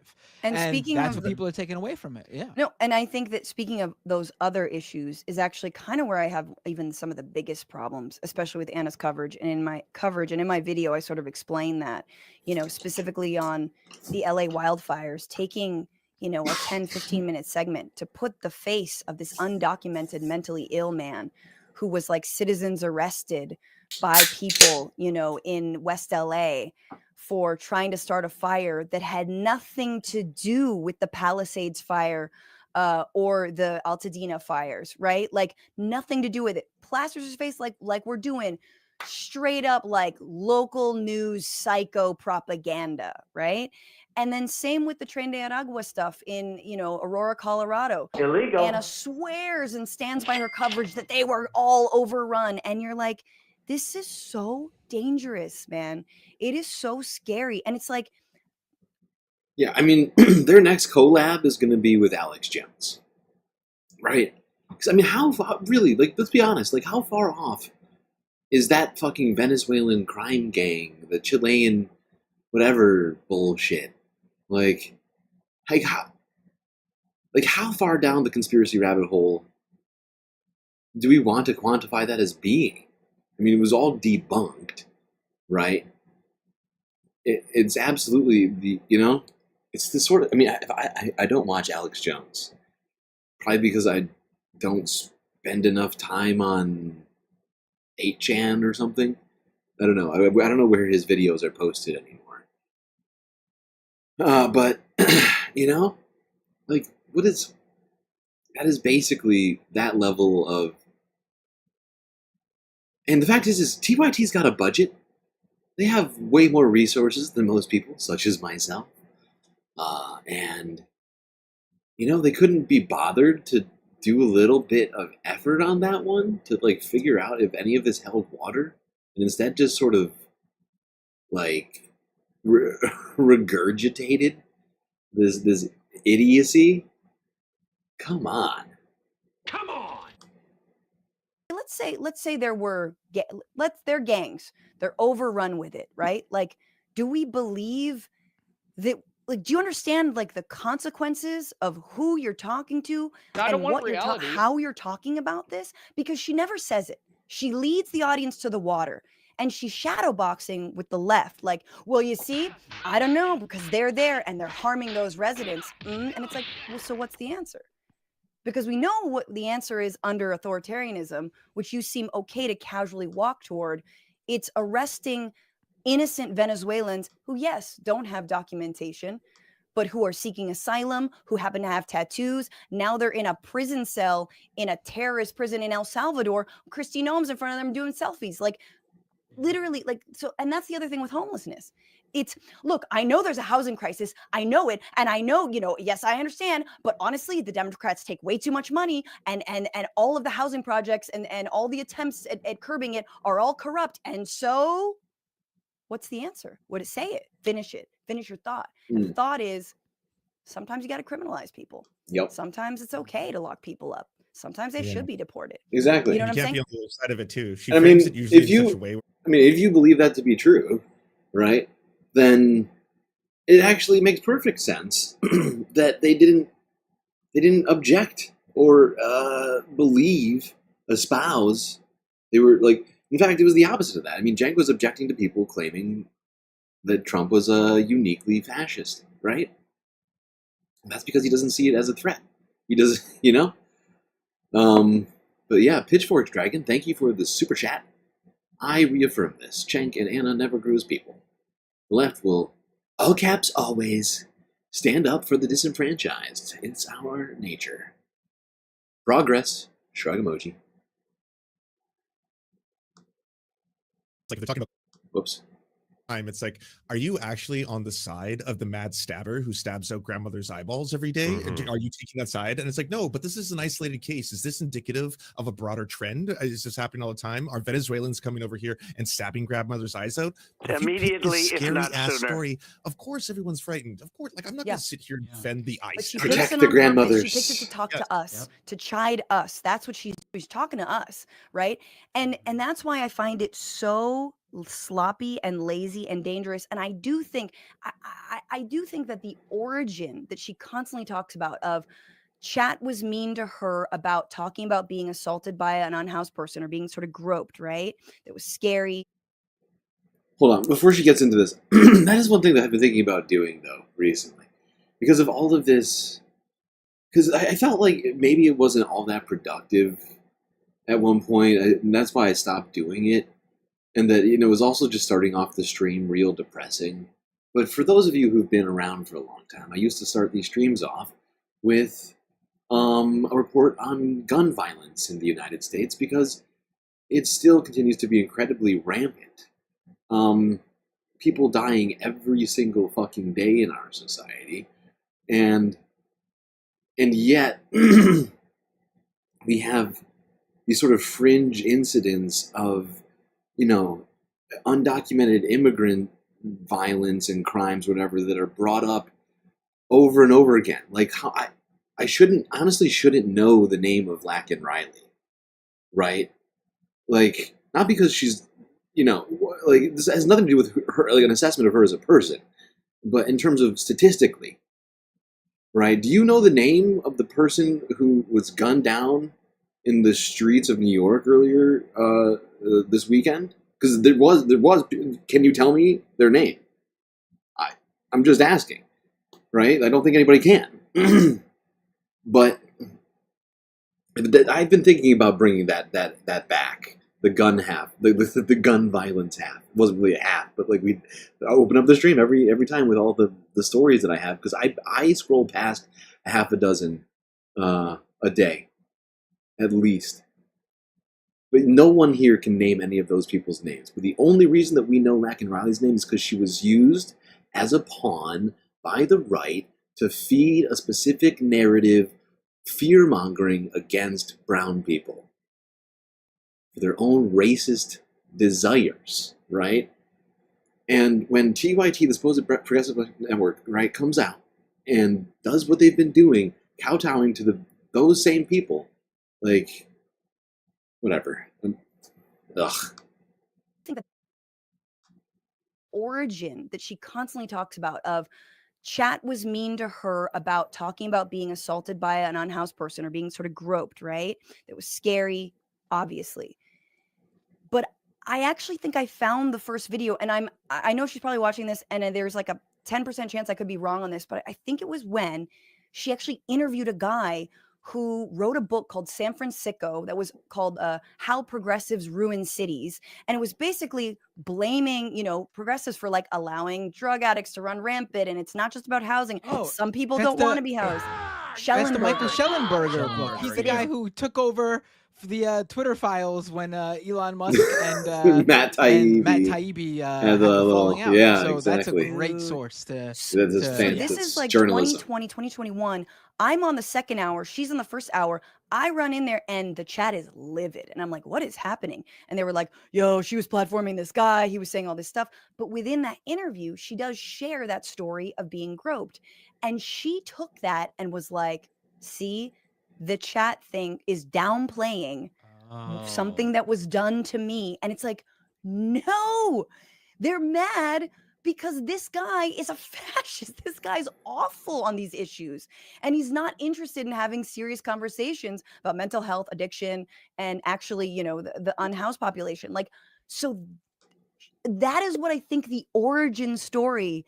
And again, there's 10% that I could be wrong on this. She might have shared this. I didn't watch TYT all the time.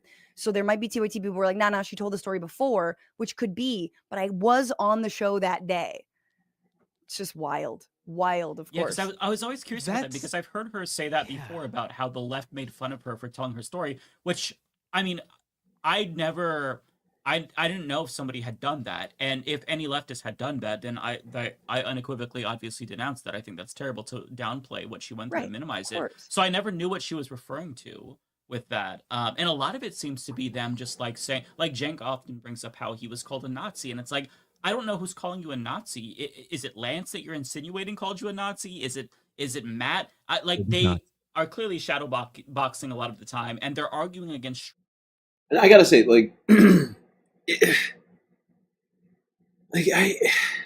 I honestly, for a network as large as TYT, for pretty much anybody besides, I don't know, maybe the moderators.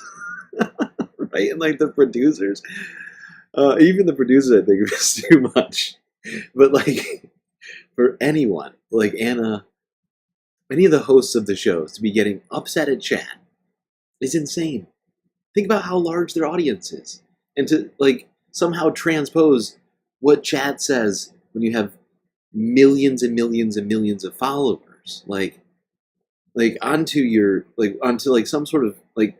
Understand, like it just seems insane. It does seem a little bit insane to me, right? It's like a reverse. What's it called? I forget the name of this. Like a reverse parasocial relationship, but instead of like she's using it to like assess what the ideology of the left is. If somebody says something nasty in chat, that's the left saying. There's no way that a right winger could make their way into a chat, right? Like, or whatever. And like, it doesn't even sound like it happened all that much, but it was not clear. And I certainly wasn't watching it, but it's just, it's very strange, in my opinion, for Anna to be doing that with chat.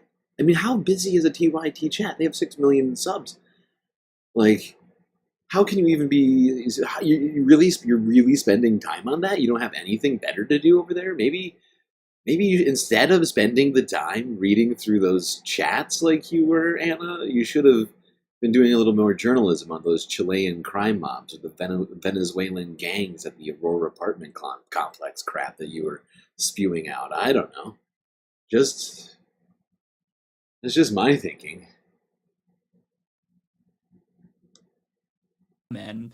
And I feel like they're being purposefully obtuse specifically because the same things we are arguing at them are what they argued at us. I mean, 6 months before Anna Kasparian made her famous birthing person tweet, she was making that same argument, right? She was talking about how Professor Kiara Bridges and Josh Hawley were going toe-to-toe because she said person with the capacity for pregnancy, and he started to attack her for that, woke language or whatever. It's been a while, so my memory is a little bit foggy. Yeah. And she was talking about how he was just using that as a distraction. Trans people are not your enemy. And few months later, all of a sudden, I guess that it's not a distraction, and using that kind of language is woke and it's bad or whatever. Not to like put words in her mouth. I don't want to strawman her after accusing her of strawmanning us, but like it's just they've all done this 180. Not gonna do it. Wouldn't be prudent at this it's frustrating juncture. that all of a sudden, we've gotten to this point where Francesca is beyond the pale, Sam Seder is beyond the pale, Lance is beyond the pale. Who's not beyond the pale? Sam Seder's the ultimate grifter, according to ultimate grifter. Sam Yeah. Brianna Wu, Ben Glebe. I mean, they're fine. I mean, that's that's basically a Steven Crowder quote, isn't it? Hasn't he he's the one, wasn't he like the first one over there to call Sam like a grifter? Look, Ariana looks utterly disturbed right now. What is it? They can participate in the marketplace of ideas. Platforming Ben Glebe is truly like, it's like platforming a Nazi. I'm very it's genocide apologia, straight up. I'm very confident in saying that. Like, you cannot, and they get clicks and that's whatever, but like, it's straight trash that comes out of his mouth. Absolute garbage, absolute lies. He's also presenting. It's not like he's just coming in and be like, hey, what do you think? We know you're very, Zionist, whatever. He's actually presenting stories about Gaza. And, Anna, oh, how dare you have us censor somebody? And it's like, the last thing I'll say on this is like, I've always been open to debate. I've always wanted to have debate. In fact, about a year ago, maybe a year and a half ago, around the trans athletes issue, I told Cenk called me and he was like, hey, just so you know, like TYT show, the main flagship show, we're going to be more like, he didn't say moderates, but like mainstream progressives. We're going to do like mainstream. Right. I'm like, cool, centrism. Okay. And then because that's what they are and they don't, it's fine to be a centrist. It's okay. It's okay to be a centrist. I don't like you. I don't like your politics, but anyway. But then I floated to him. I was like, why don't we just have a debate? I think the audience would love it.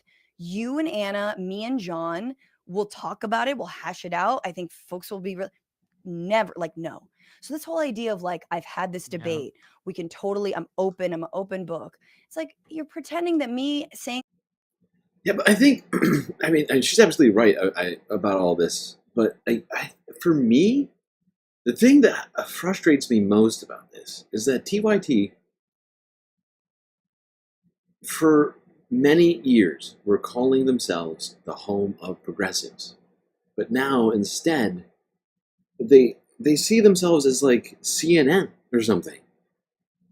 Oh, we're just here to we're going to have an unbiased conversation here. Let's have on everybody. Let's talk to, see some talking to Dr. Phil. Let's get all perspectives here, because that's what we need. That's what the home of progressive means, right? Having all perspectives, actually. Like, we don't need that. Like, that already existed. That kind of crap already existed, and is what initially TYT was essentially purporting themselves to be the antithesis of. You acted like a bitch to, again, only my patrons that good old Hank clipped up, and like, it's just like pretending that was the massive slight, or the fact that I said that his brain was broken, like as if that was like a racial slur. Like, well, calm down. I said his brain is broken too. I put it in like the thumbnails because his brain is broken. He's very clearly crashing out. But to your point, Francesca, like in bringing up, Ben Glebe and Brianna Wu, my contention isn't that Cenk should deplatform them. But what I'm saying is that I feel like it is disingenuous to platform them and debate them, but you won't offer that same thing to Francesca or Sam Seder. You'll talk to right-wing fascists like Charlie Kirk, an explicit racist white supremacist, but yet you won't have that same conversation with Sam Seder. That's what's so frustrating to me, is because the energy that they save for the left, like the vitriol that they refer to the left with on a daily basis, like that's not there for the Zionists. Well, unless he's on Piers Morgan, then he does do a great job. It's not there though for for anyone but the left. Like it no, and I told him that privately. Like what? So privately, before I asked Cenk to come on to have the debate, I privately called him and I said the exact same thing. And I was like, you seem to have so much grace for, you know, some people on the right. And I just wish you would extend that same grace to people who were once your allies, who were on your network, who really want, you know, whatever, our side to win, for, you know, again, justice, democracy to prevail. And he's like, nah, because again, we're talking about a really thin-skinned person. Like, it sucks, but he is. And it's just like, that can't be your guy. You know what I'm saying? Like, someone who's like, like, it's just like all I'm saying is, like, can you reserve some grace for people who agree with you on 98% of other issues? And it's like, he is constantly, again, every accusation is a confession. Oh, but you got to stand in line. You got to do this. And you got to. And it's like, but only one of us is yelling right now, man. Like, and it's not like what I find amazing. For years, he's talked about how Democrats are too nice. They got to fight harder. You got to fight. Don't be afraid to fight. And when somebody fights him and challenges him, that's too mean. You can't do that. No. Seriously. That's too much, man. How rude. Pitchforks Dragon with another super chat. They were progressives at the time. They didn't change towards progress. They think they're grandfathered in, but they're not. No, absolutely. That's my thinking as well. That's absolutely, you know, like, they didn't change with the times. They continue to call, but actually, no. I mean, I would go even further. I feel like they regressed. You know, like, to some degree, I feel like they've regressed. Because I feel like there was a time when people would espouse right-wing sort of framings at one point. Cenk would go after them or whatever. Right now, he's like talking about how can we agree with people like Charlie Kirk? Let's sit down. Let's have a conversation. And that's something I just couldn't see him doing, like 8 or 9 years ago. Right? I feel like there's at least been some amount of regression there. Hard to quantify exactly, but yeah.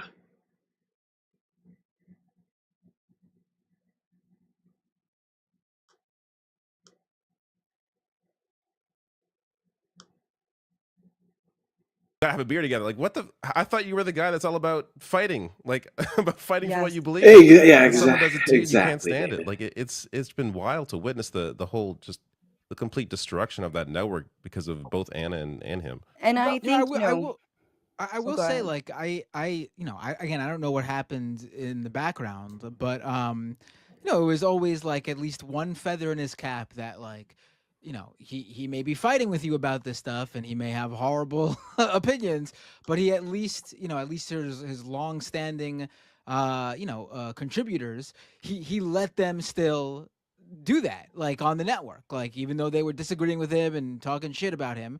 And I say that usually even about, you know, the right-wingers that reach it, that do stuff with left-wingers. Like, you know, whatever you think about this person, the fact that they engage and we have these discussions, I think that's something, the one thing that's a feather in their cap.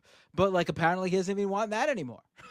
Right. I mean, you look, like, I'm not saying I should stay on the network. I do think it sucks, and I have a lot of hard opinions and sad opinions about the damage report, but I think it's, you know, and actually, I'm going to amend what I just said. Respond again to what you Pitchfork is saying here, because I think this is right up to a point.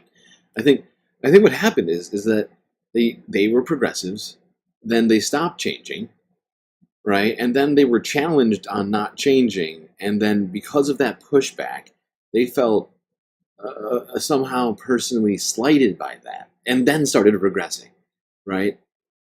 Maybe I'm off on this. It's really just my opinion, but you know, yeah, because I thought about it a little bit more. There was like, you know what? It's even righter than I initially said. Hold on, let me make sure you get all your likes. Thank you for reminding me, Mo and Noah. 70 likes. That's a lot of likes. That's a lot of likes.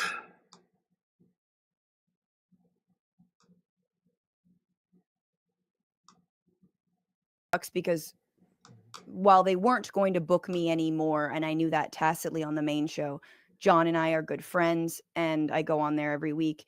And he has since been barred, and so has Dr. Rashad Ritchie been barred from having me on Damage Report or Indisputable, which is really sad. And I do think it kind of speaks to the work culture that John does not feel comfortable in saying, this is my show, and I would like to book who I would like to book.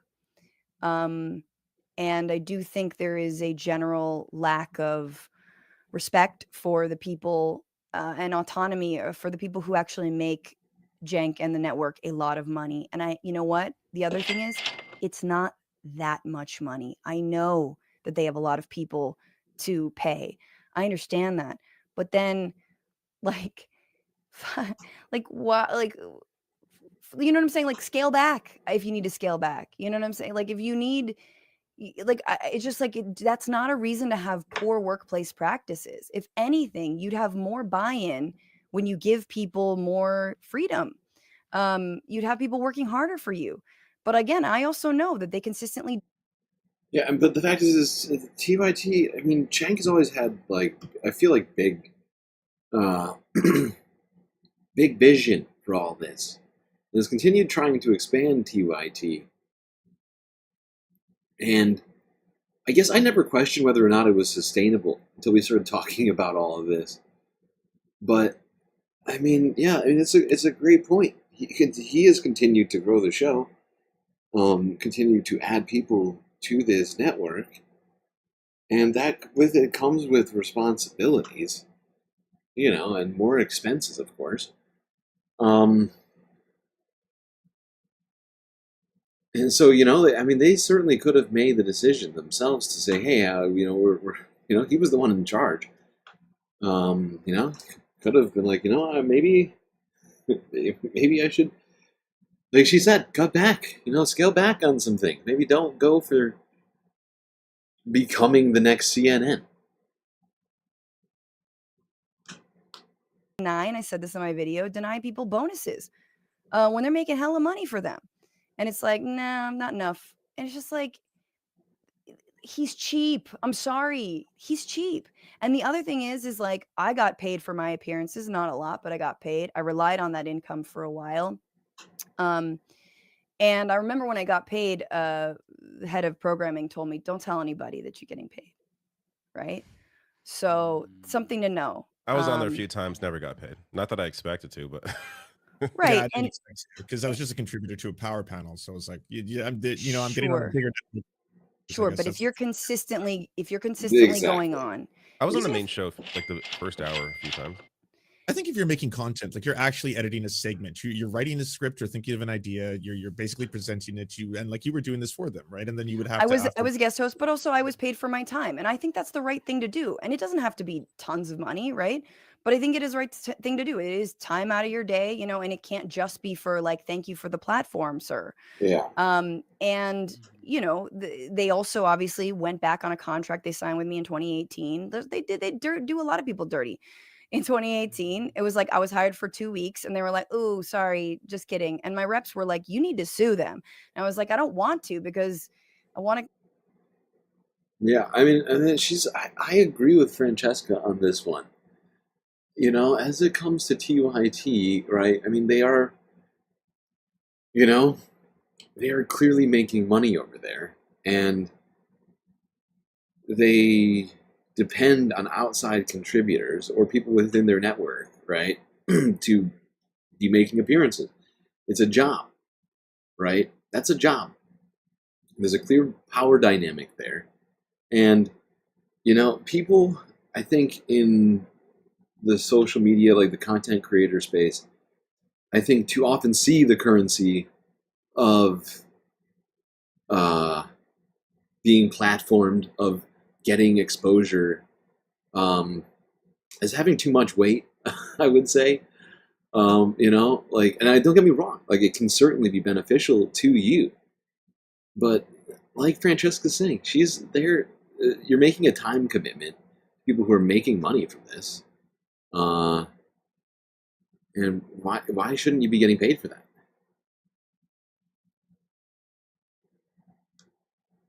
maintain a good relationship with them. And, you've heard Ben Dixon's stories. We all know Hank, the editor, part-time editor's stories, the union busting stories.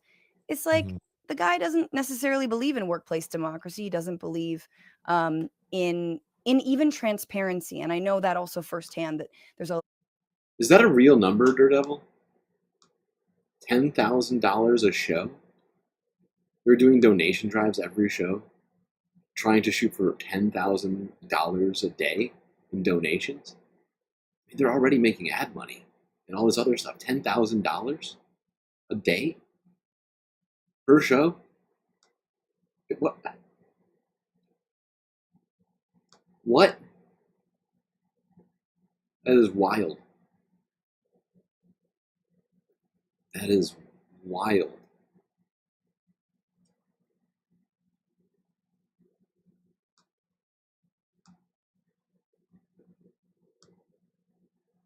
It's a very opaque company. Nobody really knows what anyone else is doing. The strategy isn't clear. And I'm going to go, but the last thing I'll say is that's part of, I think, what has happened with the Anna, Cenk, Thelma Louise situation is that Anna was for so long kept away from decision making. She was just a presenter and she was pissed about it. It sucked for her. And I was someone who super encouraged her to fight for it, don't leave, ask for more power, ask for more, editorial control. Oops. Because what have you created? What did I do? Maybe she should have left. Yeah, well, yeah, and she has a lot of control, and I think Cenk, out of a sense of paternalism, responsibility, feeling like maybe he did her wrong in the early years, didn't give her enough buy-in, I think is allowing her to take the network in not a great direction, and now obviously he's all on board with it. So that is my sort of psychoanalysis of, again, what I think is a really toxic relationship that actually they will turn on one another. We will see that happen. My kid Ariana, is I think crying. you want to jump in too. No worries. Thank you for coming on. Thank you so much, Ariana, Francesca. please, you haven't said anything. If there's Sorry. anything. No, I just want to say real quick, back when we were talking about other things, I think it was really telling about how he responded to you when you challenged him, but then with Charlie Kirk, he was like, okay, it's okay, let's just go on to the next thing. And it's when he speaks to leftists, especially he does this thing where he yells and he becomes very animated. He even does it with Hassan, which, mind you, Hassan has also talked about the work conditions at TYT too, and he also said that he got screwed over by his own uncle, although he didn't harbor any bad feelings. But I just kind of want to end this by saying, I feel like TYT had the potential of being like Zateo. They had the potential of grabbing a lot of people who are younger, more fresh, turning them into contributors, even if it's a little bit of money, helping them sustain, just put food on the table, because we all know how hard it is when we first start out. But instead, they've gone down this weird road, and it's really sad because left media is already very minimal compared to Republican media. We all saw that graph that just got released. There's not a lot of us out here, and the ones that are out here, we're getting completely overpowered by Republican and right-leaning media. And it's just we never see this kind of divide between Republicans, but in our side, this is so common. This is why I feel like sometimes we can't get shit done, because we just continuously not we, but there's certain people with power, The infighting does suck. And again, lastly, I do think that the invitation always stands. I'm super down for Anna to litigate tell me why I'm wrong about the LA fires. Tell me why I'm wrong about Tren de Aragua. Tell me why I'm wrong. I'm super open to still having these conversations, but I guess Cenk wanted to pull the ripcord and know more. And I get it. It is weird to be like, thank you for my money after I called you a bitch. I totally agree with that.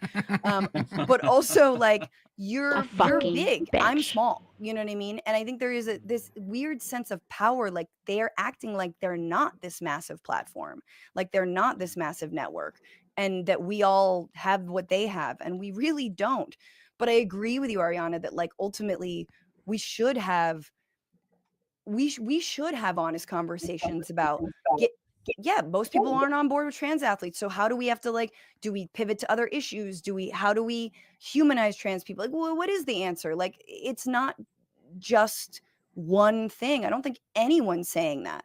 But again, they really have a just a self-fulfilling little like sick little prophecy between them. Death spiral. And they don't actually, there's not a lot of daylight. There's not a lot of disagreement.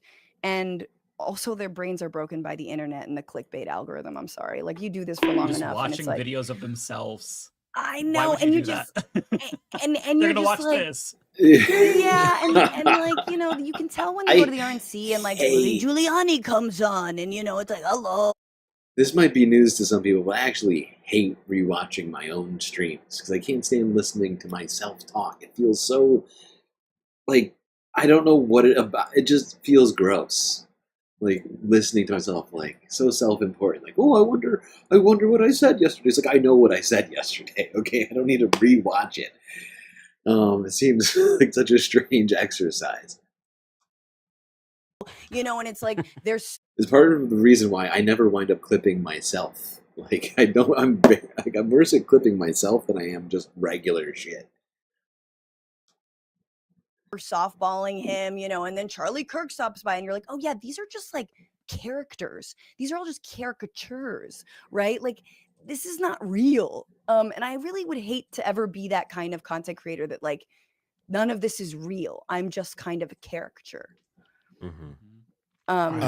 Eve, you should probably tell everyone where they can find you now, since TYT's biggest yeah. mistake. There are links in the chat so everyone can get access to them.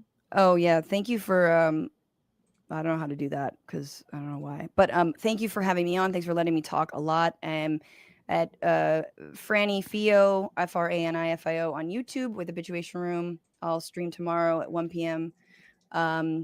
And listen wherever you get your podcasts. And yeah, I'm on Zateo for America Unhinged for the first 100 days. We'll see if it continues. But hell yeah, I hope to come back, guys, and have you on the shows. And I love you all, and you're the best. Awesome. Well, there we go. That was Francesca's appearance on the Surfs. How are we doing on time? Wow, we've almost gone through 4 hours of this stuff. I had a feeling it would be about this long, which is why I've been thinking about splitting up the streams. Don't worry, you'll still get the content. We finished the goal, even though it says we didn't finish the goal, which is a lie. What did I just do? Why is this happening? Don't do this. Help! Help! I'm being repressed! There we go. Go back. Come on.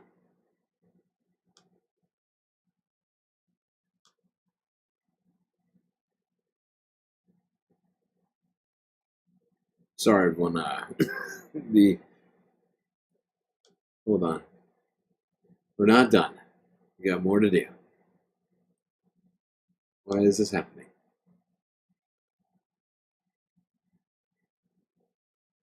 So, did I fix it? Jesus Christ.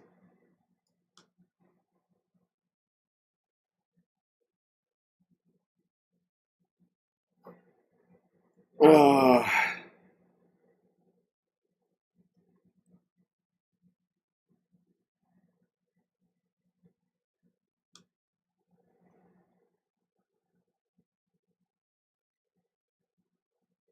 Sorry if my browser is doing some weird stuff right now.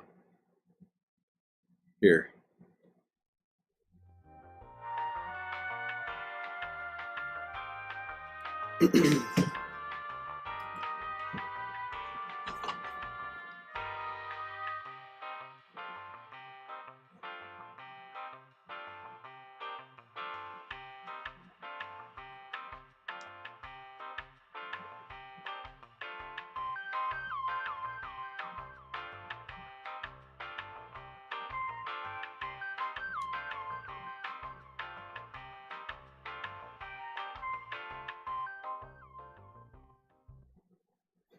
Okay. Actually, maybe we'll just take an. I wanted to create a different thumbnail because we're going to be done talking about TYT.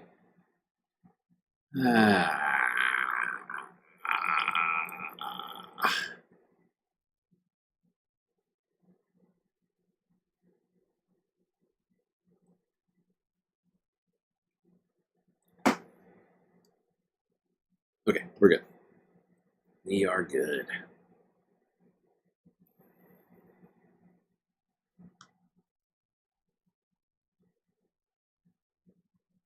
All right, let's go back to the Vanguard pod.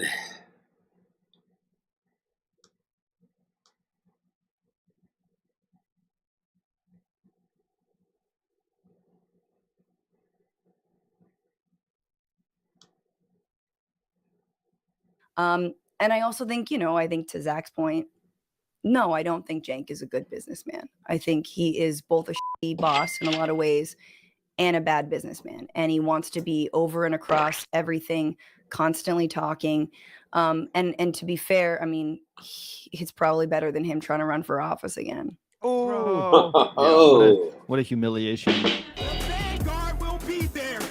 Oh, 100%. And to kind of branch out on that, one of the things he tried to use you as an example of was how good of a boss he was, of how good an employer was. I remember you criticized him a little bit, and he went on this and don't you ever imply that people who worked at TYT aren't happy with it. We have tons of very enthusiastic people, and they love TYT. We did a video about how, so-and-so's desk has comic book stuff because they like comic books. We care here. TYT.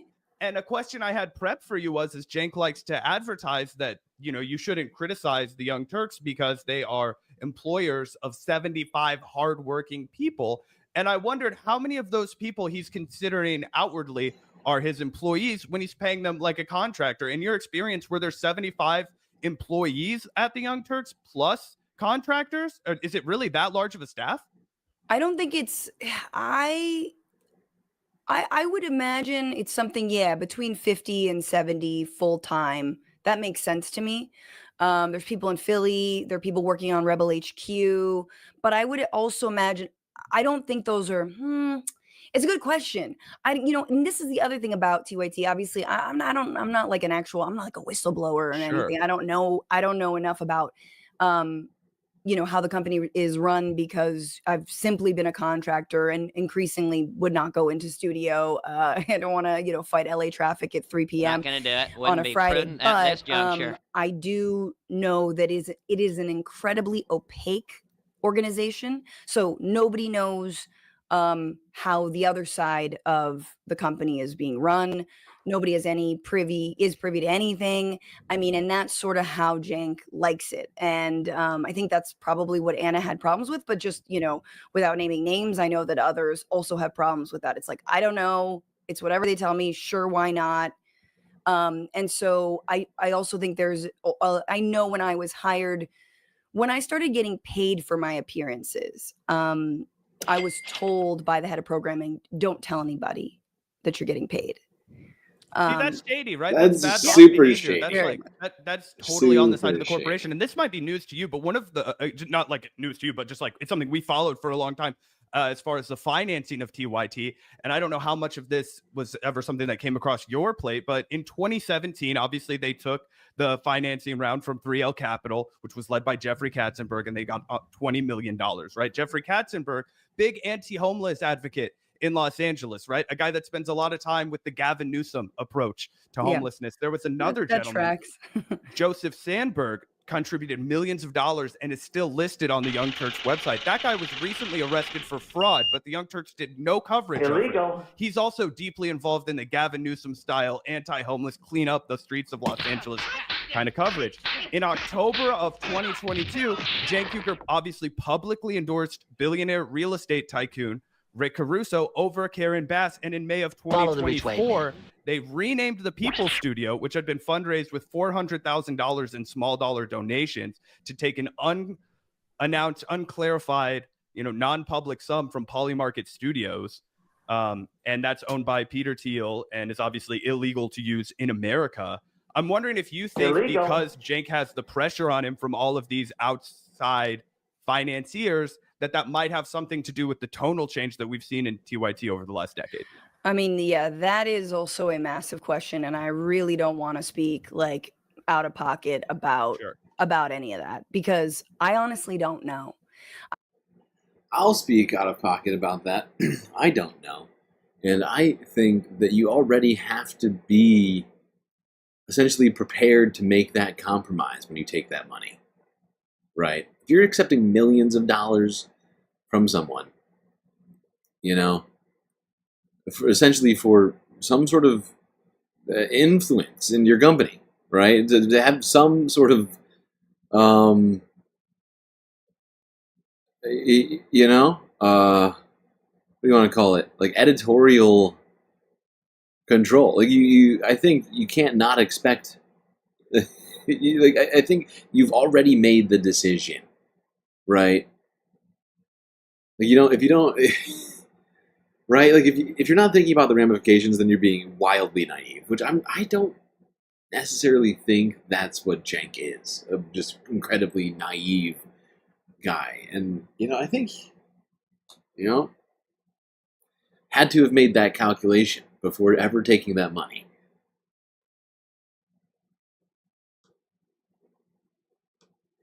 Know how it's come down on people, and I do think that the change in coverage, change in tone from someone like Anna has definitely impacted the number of people who've joined up, who support it. I mean, it's not anecdotal when you see I canceled my TYT subscription. No. It's hundreds and hundreds and hundreds of people saying they canceled their TYT subscription. And I was kind of running cover for them. I mean, a little bit, especially with friends, who are like, this is terrible. Especially around the birthing person stuff with Anna, I wasn't running cover for her, but it was like, I definitely bristle at least I very much did, because I felt a part of it, at the lumping of all TYT together. TYT is transphobes, TYT is this or that. And it's like, no, there are good people, but like the main mouthpieces are just kind of caricatures of the internet and have lost their minds slowly. So like,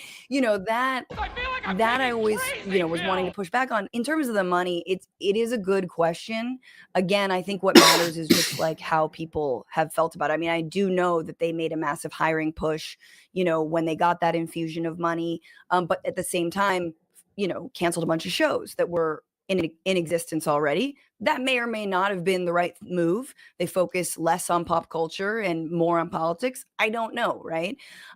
Around 2018, as I talked about, I was hired for like a 6-month basis, which was funny because then tracking that 2018, like spring, early summer, they did mass layoffs. So it seems like now maybe my hiring was we got a gap here because we fired a bunch of people.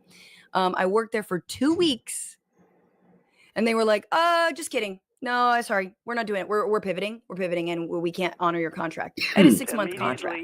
2 weeks into it, they canceled it. And again, my reps were like, you got to sue. Like, this is really bad. And I was like, I don't want to. It's 2018. It's the height of the Bernie movement. Like, I like them. I'm moving to Los Angeles for other reasons. Like, I'd like to keep a good relationship. I know I have a strongly worded email to Steve-O and to Cenk. Like, this is insanely unprofessional. What are you guys doing? So that's how it, I think that's how the mismanagement affected me. But that's a horrible thing to do to somebody, just for people who are outside of the business. Sure. Like, that sucks. Like, that's really, really bad. And potentially you could have been in a worse situation where you do decide to move to Los Angeles, uproot yourselves, and then, so exactly. For a company that touts itself as progressive, for a company that touts itself as somebody who's going to, really treat people well, that's pretty honor insane. your contracts. It's pretty simple. But yeah, I think the money is a big TBD, and I don't think. Yeah, honor your contracts, says Francesca. Makes sense. Makes sense. Let's see. This is our last video on this subject. Let's see what Sam Seder had to say about all this.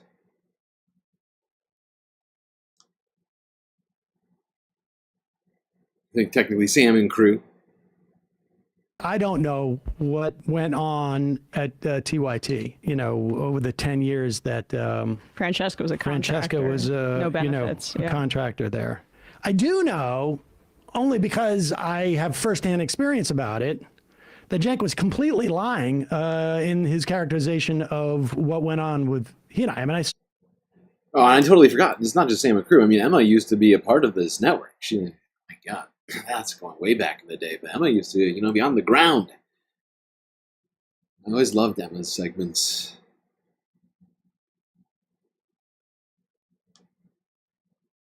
Francesca was a contractor. Francesca was no benefits. a contractor there.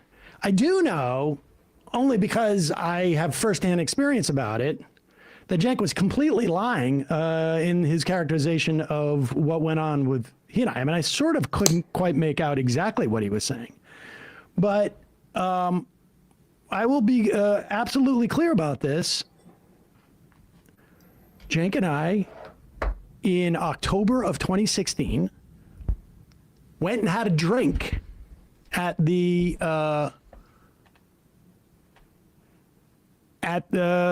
Tord conference that I would go to, and in Las Vegas, he invited me for a drink because he wanted to ask me, and this is specifically said, "What can I do?" And I should say at that time, the TYT liked to pretend like it was some type of network, that it was not a network. We basically had we were basically TYT's client.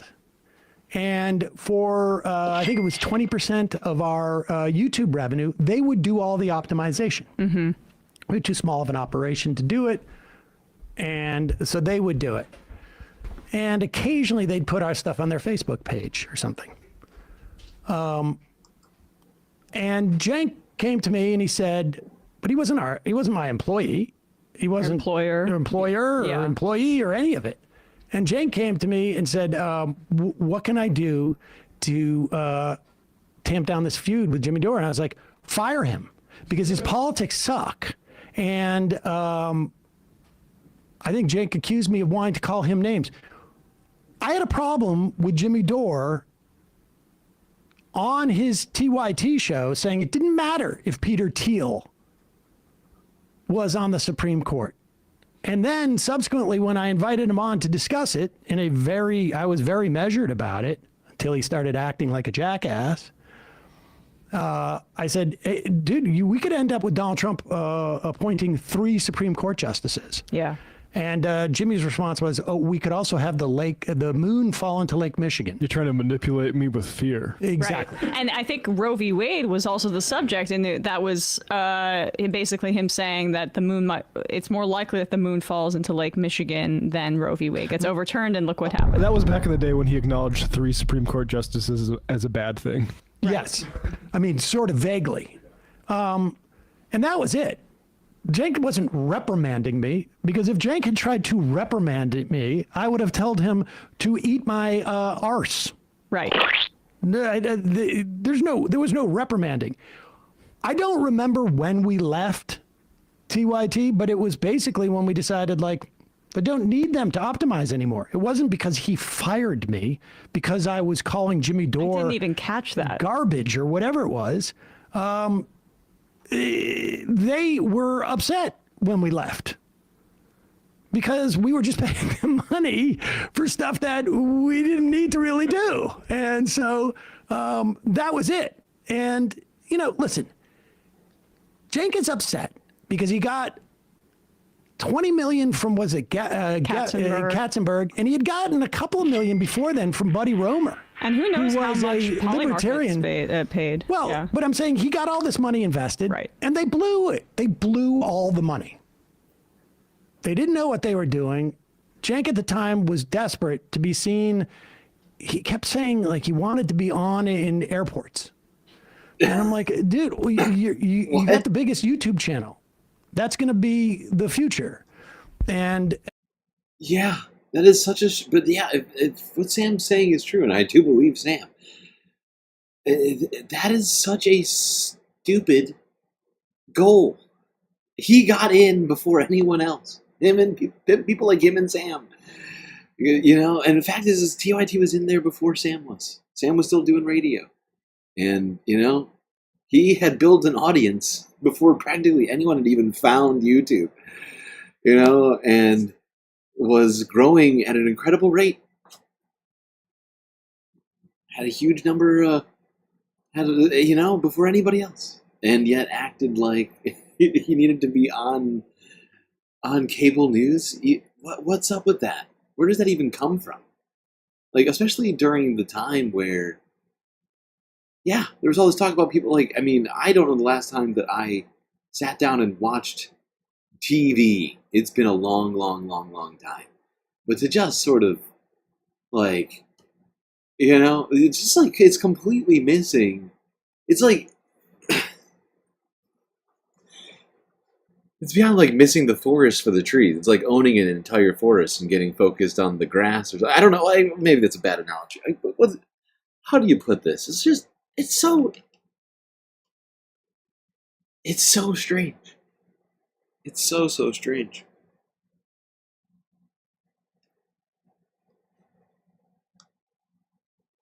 And so he was, you know, he was very aspirational about his business.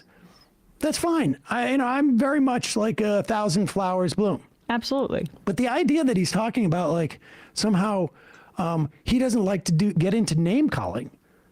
He, a month and a half ago, was calling me all sorts of names. Now, low-rank grifter? Frankly, I don't care. Right. Apparently, he's very sensitive to being called, but we're going to do something here on the program right now. Uh-huh. I would like everyone in this office, you can do it off mic, to call me a bitch, and let's see what happens. Wait, can I just wait? Are you going to remove me from the show? Well, I guess we'll find out. Immediately, if not You're sooner. a bitch. Oh, God. This is so contrary to the community we're trying to build here. Matt? I'm supposed to insult you? Yeah. You stutter a lot. You're supposed to call him a Use a bad word. Oh, Matt. Wow. Hitting below the belt. Listen, the asshole. Listen, take it easy. I see up in here. The point is, I don't like that your hair. That Cenk is looking for everyone to blame but himself for his current predicament over there.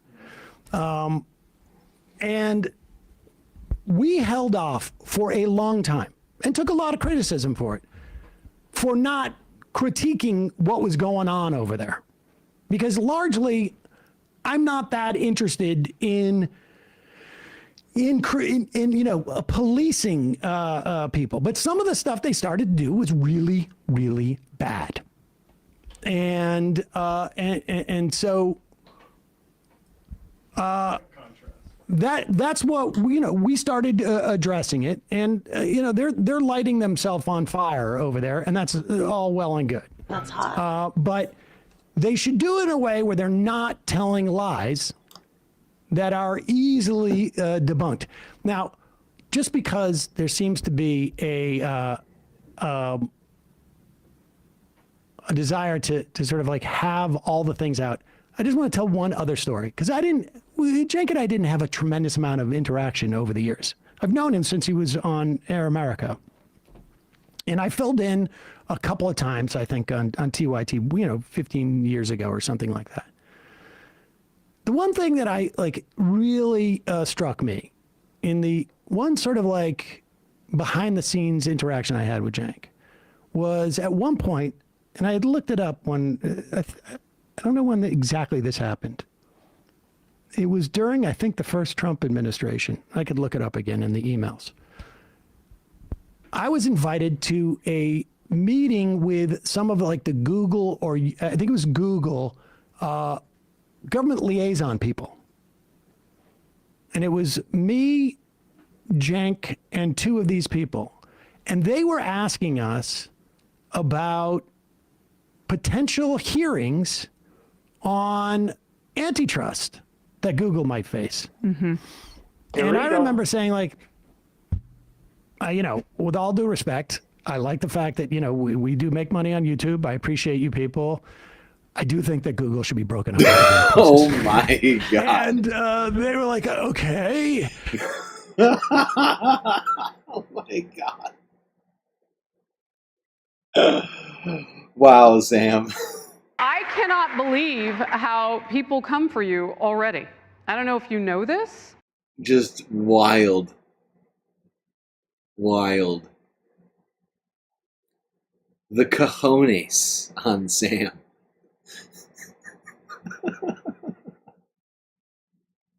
in a meeting with YouTube, well, Google reps.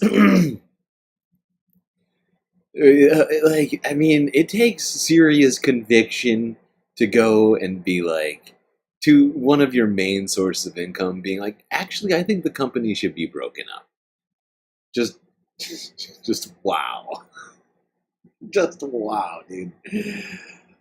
Oh my God. I was like, and there's a growing antitrust movement. And I really do hope they're successful in pulling you guys apart. I don't want you guys to lose your jobs. And I don't think you will or whatever, but I just want you to know that. Cenk was not only so dismissive about it, I do specifically remember, he goes, well, I've read Matt Stoller.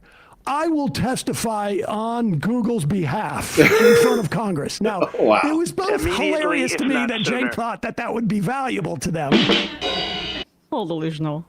Yeah, the delusional part, I've always sort of understood. It always, was part of Cenk's charm. Yeah.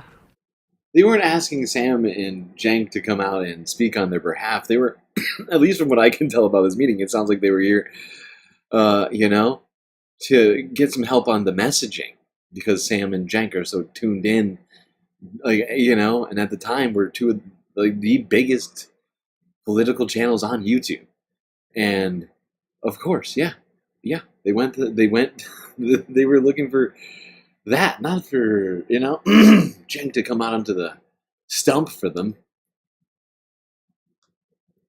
But I was like, this guy, where are this guy's principles? I mean, I remember the first argument we had on air was about Bill Clinton back in 2008 or 7, because he thought that Bill Clinton was one of the good Democrats, because when Bill Clinton was in office, he was literally a Federalist Society member. Mm-hmm. Cenk was? A Republican and lawyer. Now, I love converts, and sometimes they have the zeal of converts, but over time, if you are untethered to some type of fundamental ideology, what happens is when you hire people, for instance, you don't even know what to look for, because you don't have that yourself. And so you can hire people who walk in and go oh, these are the principles I believe in. But if they can't articulate them in a way that hits your understanding of why you have these beliefs, they could turn out to be a Jimmy Dore, right, or a Dave Rubin, right, or an Anna Kasparian, or a Michael Tracy, Brianna Wu, or a Brianna Wu, who's still on the payroll, I guess, but not Francesca. Ben Glebe. Yeah, or Ben Glebe. Ben Glebe. I mean, all these things can happen. Yeah. Right. Or honestly, I think you can also see it reflected in the way you treat your employees, right? Like with the efforts to bust the union. Oh my God, the union busting was so gross. It was. And even at the time, I received a call from somebody high up in the network asking me not to speak publicly about it. I was young. I kind of have regrets about that I should have spoken up a little bit more publicly, but I was also not making too much money and trying not to rock the boat, but it was a part of the decision that I made, to leave. But it's also, I think, kind of evident in the way that he decided to do this kind of 30-minute monologue criticizing Francesca, who never, there were opportunities for them to hire her full time, to give her benefits, to value her labor. And instead of doing so, they just kept her on as a contractor. She took a check from them, sure. But then to make a whole show out of banning her from the network and doing this video about somebody who has very little power. You are the employer. She is the employee. She's the contractor. And to throw her under the bus like that, especially when her show has a fraction of their subscriber count, I really do think it speaks to the workplace environment that's becoming more and more evident for people here. And I will say, this is going to be the last segment that we do about this kind of drama. I suspect it won't be the last segment we do about their takes. Right. Because literally every other segment we've ever done about them has been about a take. Right. that we think is not good to have. But we should also say, when is this happening? The 31st? Oh yes, the poly market bet is expiring. So you've got until the 31st. Although now it's down to 1% chance. 1%. We really blew it because this could have been like, I could have had like big money, so much big opportunity money. if I could have like somehow. I know exactly who I would have borrowed the money from. Like crypto? Yeah, scroll to the question. Although we can't, it's not At legal one point in the it was United 37. States. Well, Edward I know people Gregorian. who live, you know, in Europe. Wait, Americans can't even bet on this? No, it's not legal in the United States. And TYT sold the naming rights of their studio, which they crowdfunded from their audience back in the day. They turned around and sold it to Polymarket. So did Kamala buy ads on the Majority Report? It's now down to a 1% chance. That's unfortunate. Now, here's the irony of this. Yeah. And I'm. You know, I hadn't thought of that. Yeah.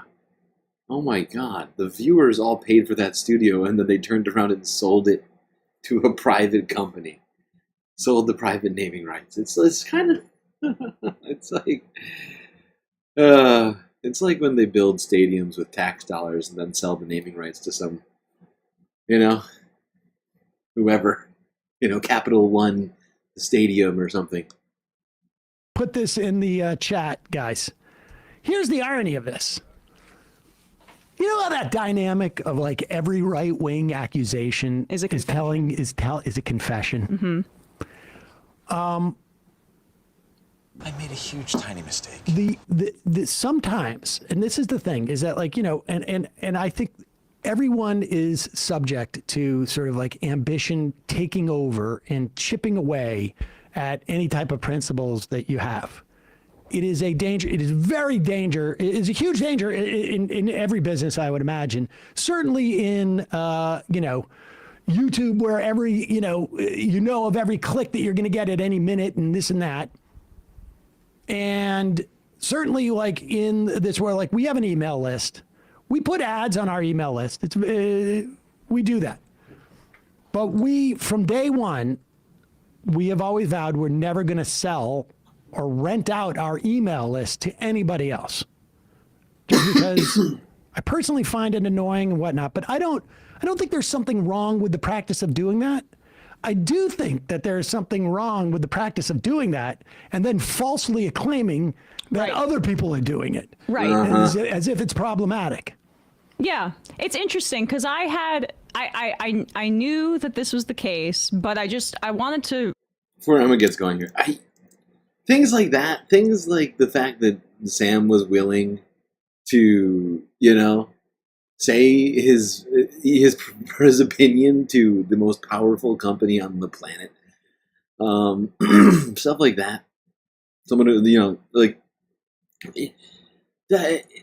he was in law school at one point, right? And I know he didn't finish his degree, but you can tell that he has genuinely thought about his own ethics, right? Like he definitely, you know, had to have spent some amount of time, formative years, genuinely considering things like that.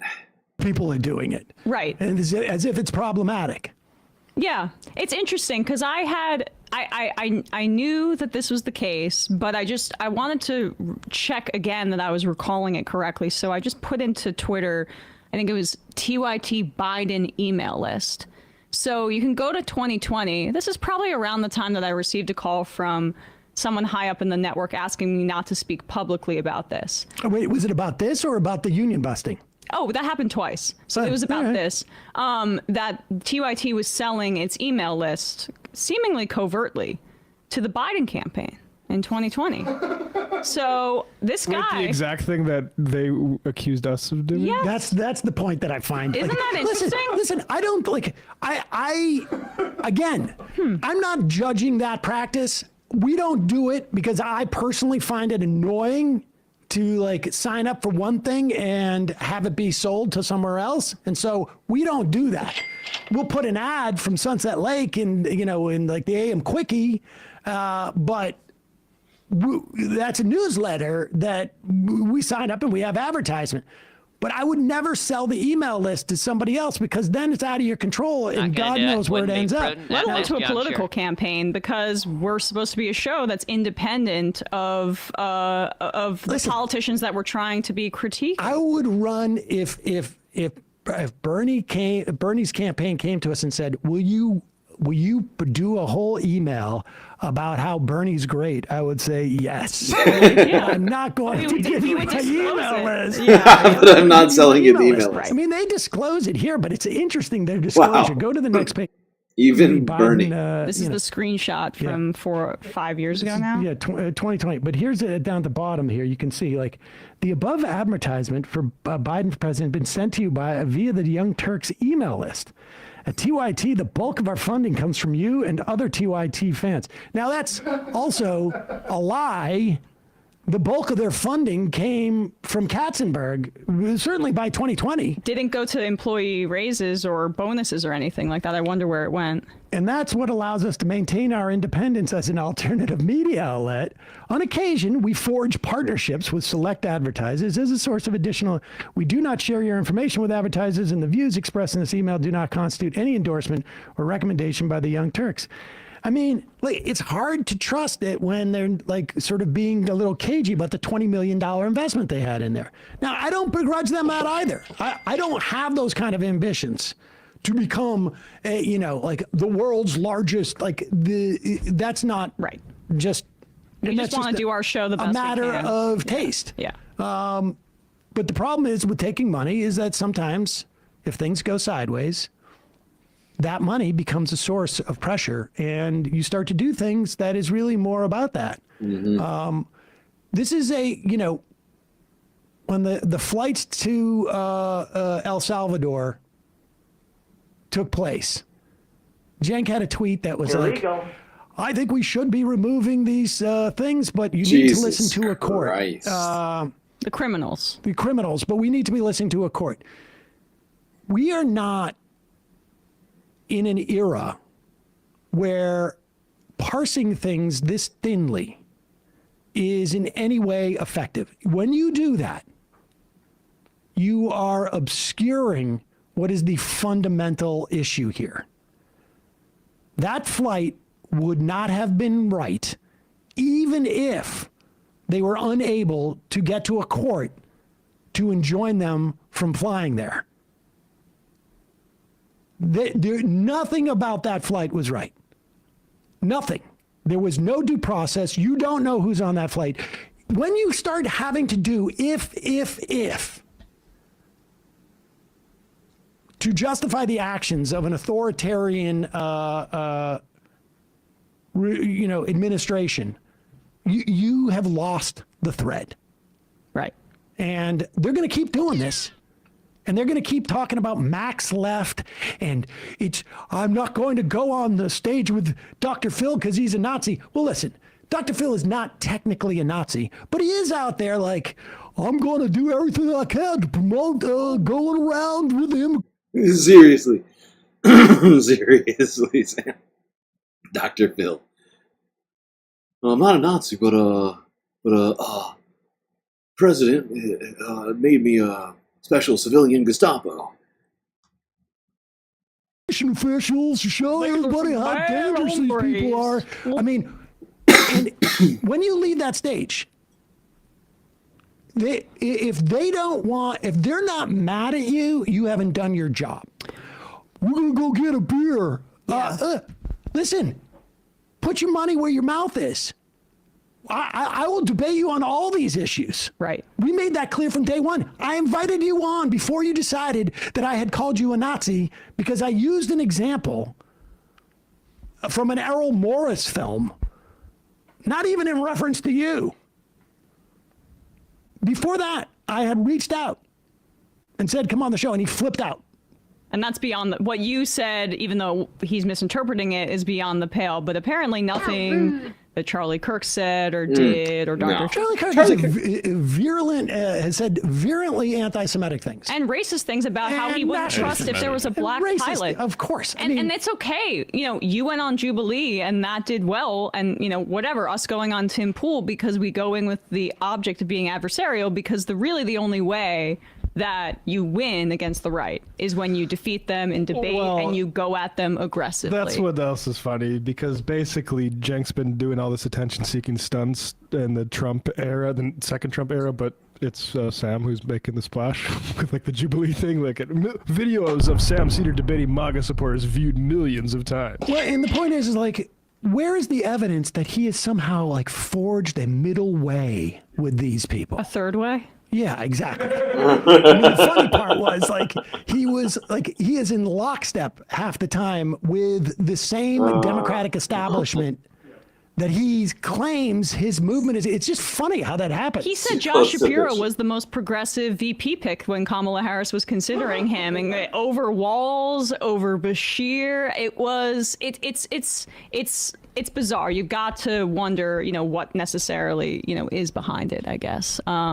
Sometimes, like I say, the ambition associated with where you want your show to be overcomes your judgment. Your judgment. Yeah.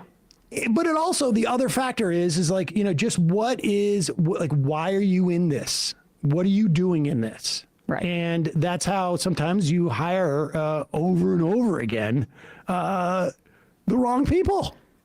Yep. And it's okay if or the good people end up going like, I can't be here anymore. That was kind of, what happened with me and what happened. My friend Dan from the internet, other folks, and Francesca knew that it was likely that, when she decided to speak her mind a bit, that tie would be severed. But she's doing great work over at Zateo. People should check out the Bituation Room. And I guess to put a pin in it here, this was just from, when was this? Like a few months ago, January. The way that the show seems to be downplaying the Trump administration, just a few seconds of this, because it was disproving within weeks that what the Trump administration is actually doing. You can be against that practice, but Donald Trump. Yeah, I'll start with that there. I know that Francesca Fiorentini is currently attacking you about this as if Donald Trump is unique. He's novel compared to past presidents, certainly a special kind of evil that we've never seen before. In her mind, these are the gulags that she was warning about. But in fact, this has been a long-standing practice. You can be against that practice, but Donald Trump isn't doing anything new here. Okay.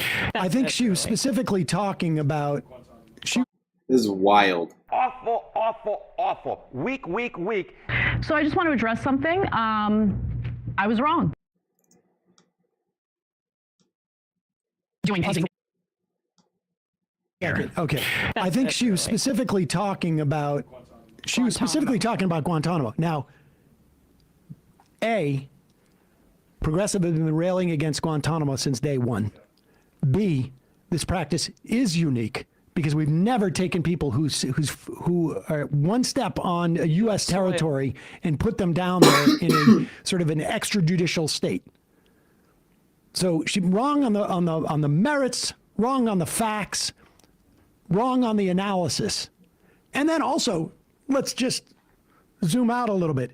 I think it's pretty hard at this point, even now that we're a full 68 days into this administration, to not say that Donald Trump is uniquely authoritarian and bad for U.S. society. Well, she was also mocking the idea that Project 2025 would be implemented prior to the election, which we were starting to become more critical of their coverage then because we thought they were doing harm. And let's be clear. I mean, frankly, to downplay that prior to the election, given what we're seeing the effects of that now, is really inexcusable. The key word is mocking.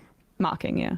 Because it wasn't just like, I think maybe the case about Project 2025 is overstated. I think there's some nuance here. I think there are some cross currents in the constituencies of Trump, and he would need a supermajority in the Senate or something like that. No. The whole thing was part of a larger effort that was happening on the right. I don't know that she was coordinating it with them. Maybe she's just taking her cues or whatnot. To push back on the notion that Project 2025 was the agenda. Remember, this is when Trump was like, some of it I've never read. I don't know. And that's where this sound shot comes from, when she had to come out and say, So I just want to address something. I was wrong.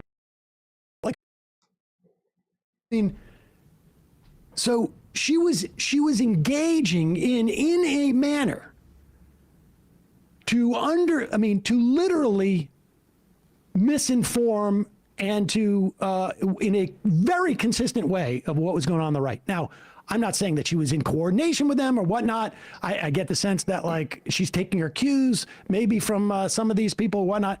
I mean, hello. Totally. Yeah. I mean, she has some friends. But some friends on the right. I don't care about Cenk's like sort of motivations. I don't care about her motivations. Again, this is, I think, the only one that we've talked about, like, sort of drama or whatnot. I don't care about that shit. Honestly, I don't. I have a million other things to think about. But we're going to push back on bullshit that comes from there. In the same way that we push back on bullshit that comes from Dave Rubin, bullshit that comes from Jimmy Dore, bullshit that comes from Ben Shapiro, bullshit that comes from No, do we see every clip? No. Do we have the ability to see all that stuff? No. But that's what we do. That's one of the things that we do. And so when they are pushing some type of like bullshit narrative, we're going to call that out. And to some extent, there's more of an investment for us to do this because we still probably share, although it's increasingly small, an audience.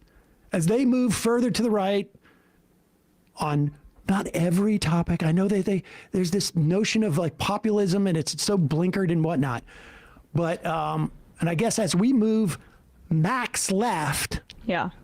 And we also don't claim to represent the whole left, which is the straw man that Cenk uses there. Because well, that's a little bit of projection there, because if he's a little bit territorial and a bunch of people like Zateo and us are moving in on the TYT. Only I represent the left. But like it is, I think, you know, unfortunate because we're going to have to call that out because they have over 6 million subscribers. I'm not sure how many people are, you know, watching, but like, that's a huge base of people who may tune into politics kind of casually and they subscribe, maybe they're kind of center left or liberal or whatever, with the impression that this network was a progressive one.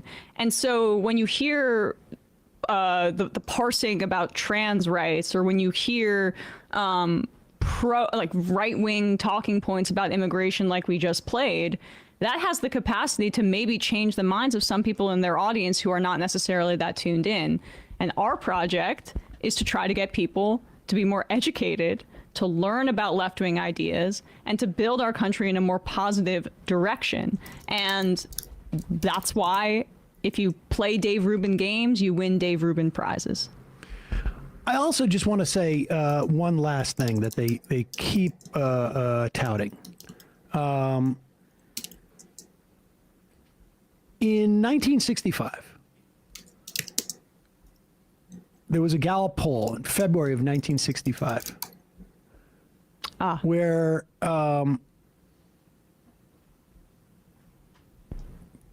which one are you referring to? There's a Gallup poll in 1965 where there was you saw where I lost that figure. Well, I guess the point is that in the United States we have a history of polling being against civil rights at certain junctures during civil rights. I have one here that I actually have saved on my desktop that the views of MLK during his life. In 1966... When did they peak versus when did they fall? They peaked in August 2011, where 94% of people, this is Pew, but it was in 63, he had a 41% favorability, 37% unfavorability, but in 66, August, he had a 63% unfavorability rating with the American So his public. unfavorables went up from 63 to 66. That was because he started talking about Vietnam and political economy and poverty. Right. And so, I mean, we can probably find... What about the abundance? I mean, look, 61 to 21% Southerners felt the government was moving too quickly, then rather about right in 1965 on civil rights. Right. Arguably the greatest You work just go of on, nonfiction of the 20th group after century. group after group. And the idea that people are voting in this country, in the center and in the left, and in the Democrats, are voting based upon trans women in sports is so baby-brained. Aside from the fact that, like, you could say, like, 80% of people don't want trans women in trans sports is wholly irrelevant if it's like the 30th thing they're voting on or the 21st thing that they're voting on. Yeah. And this is aside from, like, even the moral argument of civil rights for everybody. As a purely political matter, the idea that you would flip on this stuff because of polling makes you look like a weak-ass bitch. Yep. It is the Josh Marshall bitch slap theory of politics, which is why Democrats were so at the mercy of George W. Bush, is because if you can't stick up for what you believed 2 years ago, how are you going to stick up for me? It's Kamala Harris style. Yeah. Or what Newsom's doing right now. And it communicates a weakness. It communicates a lack of belief and sincerity when you say, well, the polling is this way. I mean, I can understand the idea of, like, strategically, do we want to introduce this legislation now versus later? But I'm sorry. It is detrimental to your electoral ambitions as a party to abandon civil rights for people because there is, like, vague polling against this. And I say vague only because if it's the 21st thing that people are voting on, I don't care if it's 100% to zero. That's not what is going to dictate the outcome of these elections. You see the reverse with gun control, for example, right? 100%. You have wide swaths of the... Sam, the ultimate math nerd, he gets it. If this is not what people actually care about, what they vote about, then why are you so worried about the polls? Why aren't you trying to shift the narrative? Or, just ignoring it outright? Either would be preferable to what you're doing over there at TYT right now. My God, Sam is so right. That agree on gun control, but it's not necessarily something that motivates people to change their vote, except for that small fraction of the amosexuals who will vote. Oh, they're certainly on the right, but with the majority opinion, like this even is when you have children being killed after killed after killed after killed, 30 kids mowed down, still they're not voting on that. Right, and this is the popularism weakness that is being advocated by guys like Matt Iglesias, and so what's odd is that it's this critique of Democrats, but their politics are seemingly very aligned with the most centrist milquetoast Democrats in the country, like Swazi or writers like Matt Iglesias, which is about essentially just following what the polling says. Because, I mean, who cares about principles? And when you get a poll that shows that perhaps we need to do some work on communicating this issue, I guess that's over. I guess we don't have to worry about it anymore. The best politicians know this. Yes, you have agency over polling. Strong and wrong. Right. You have agency. Strong Republicans and know wrong. this. We can write. Republicans know this. Republicans have been able to change polling just by sticking to basically their core messaging. And if we had an equivalent on the left, then we wouldn't have to be worrying about this kind of thing. And the fact that they're even engaging in this and letting polling lead their principles as opposed to principles leading their political analysis, I think kind of says everything about the state of that network. I mean, part of it's a skill issue. They don't want to have to stand up for principles when times are tough, because that's a hard thing to do. Yep. All right, that went on. Matt was absolutely right about that one. Absolutely right.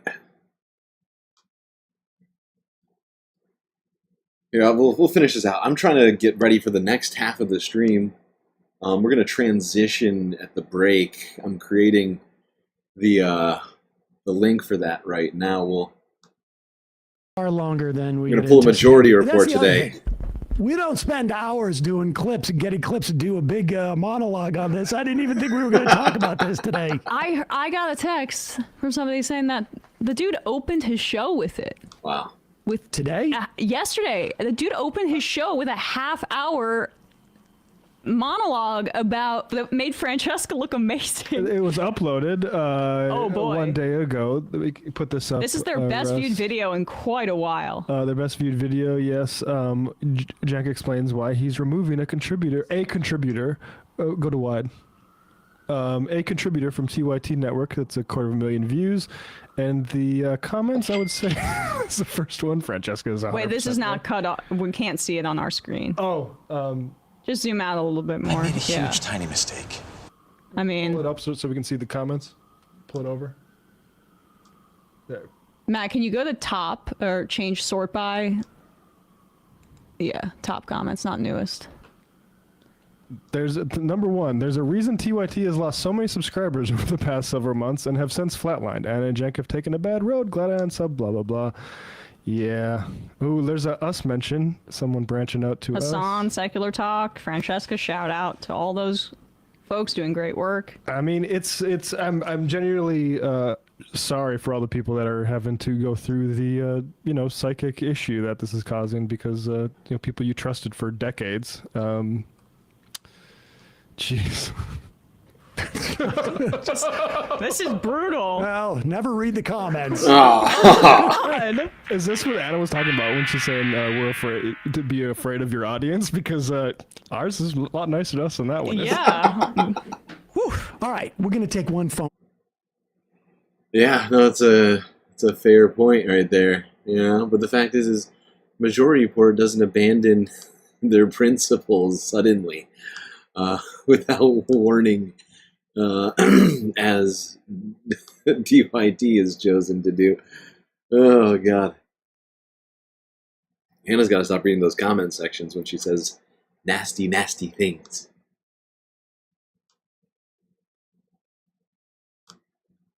Oh, I apologize. I really thought we were going to take more phone calls today. I mean, I know I say that every day.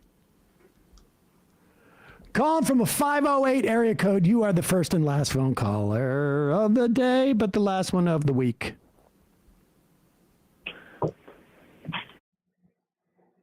Yeah, and I think I agree with Sam. We're probably not going to be going back to discussing this TYT drama anytime soon. We've done 2 live streams now, both over 4 hours long, to try and unpack the horrors that have been taking place in and or around TYT and all of that drama, and it's getting to be too much. That's too much, man! I think we can all see the cards, see where they lay at this time. All right, we're going to take a short break. I just created a link for the next stream. I think it should be public now. So we're going to start moving over there, just because I want to break up the content. Hoping someone will find this video out there. It's one thing. It's something I don't do enough of like one topic videos. I'm always talking about everything. I felt like this was an excellent opportunity for me to try do something I don't do enough of. All right, break time.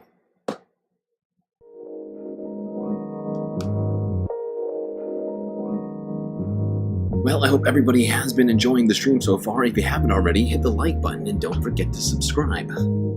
Maybe even hit that little bell icon as well, so you get the latest in all galactic content. While you're doing all that, do you also consider contributing to the Galactic News Network, as we are completely funded by viewers such as yourself? So many great ways for you to do that, of course. YouTube, super chats, super stickers, and memberships. The more memberships we get, the more emotes Space Fams get to use in the chat. We got Twitch, Cash App, and PayPal. But the best way to get the most space benefits for your Earth dollars to go on to Patreon and become a galactic patron. Only $3 a month. And you can get access to an incredible number of space benefits unseen by the rest of the goddamn Milky Way galaxy. So, make your choice. Please consider showing your support for the stream. Anyway, chat, enjoy this short space break. We'll be right back with the regular show in a very short amount of time. Grab yourselves a drink, maybe a snack. I'll be right back.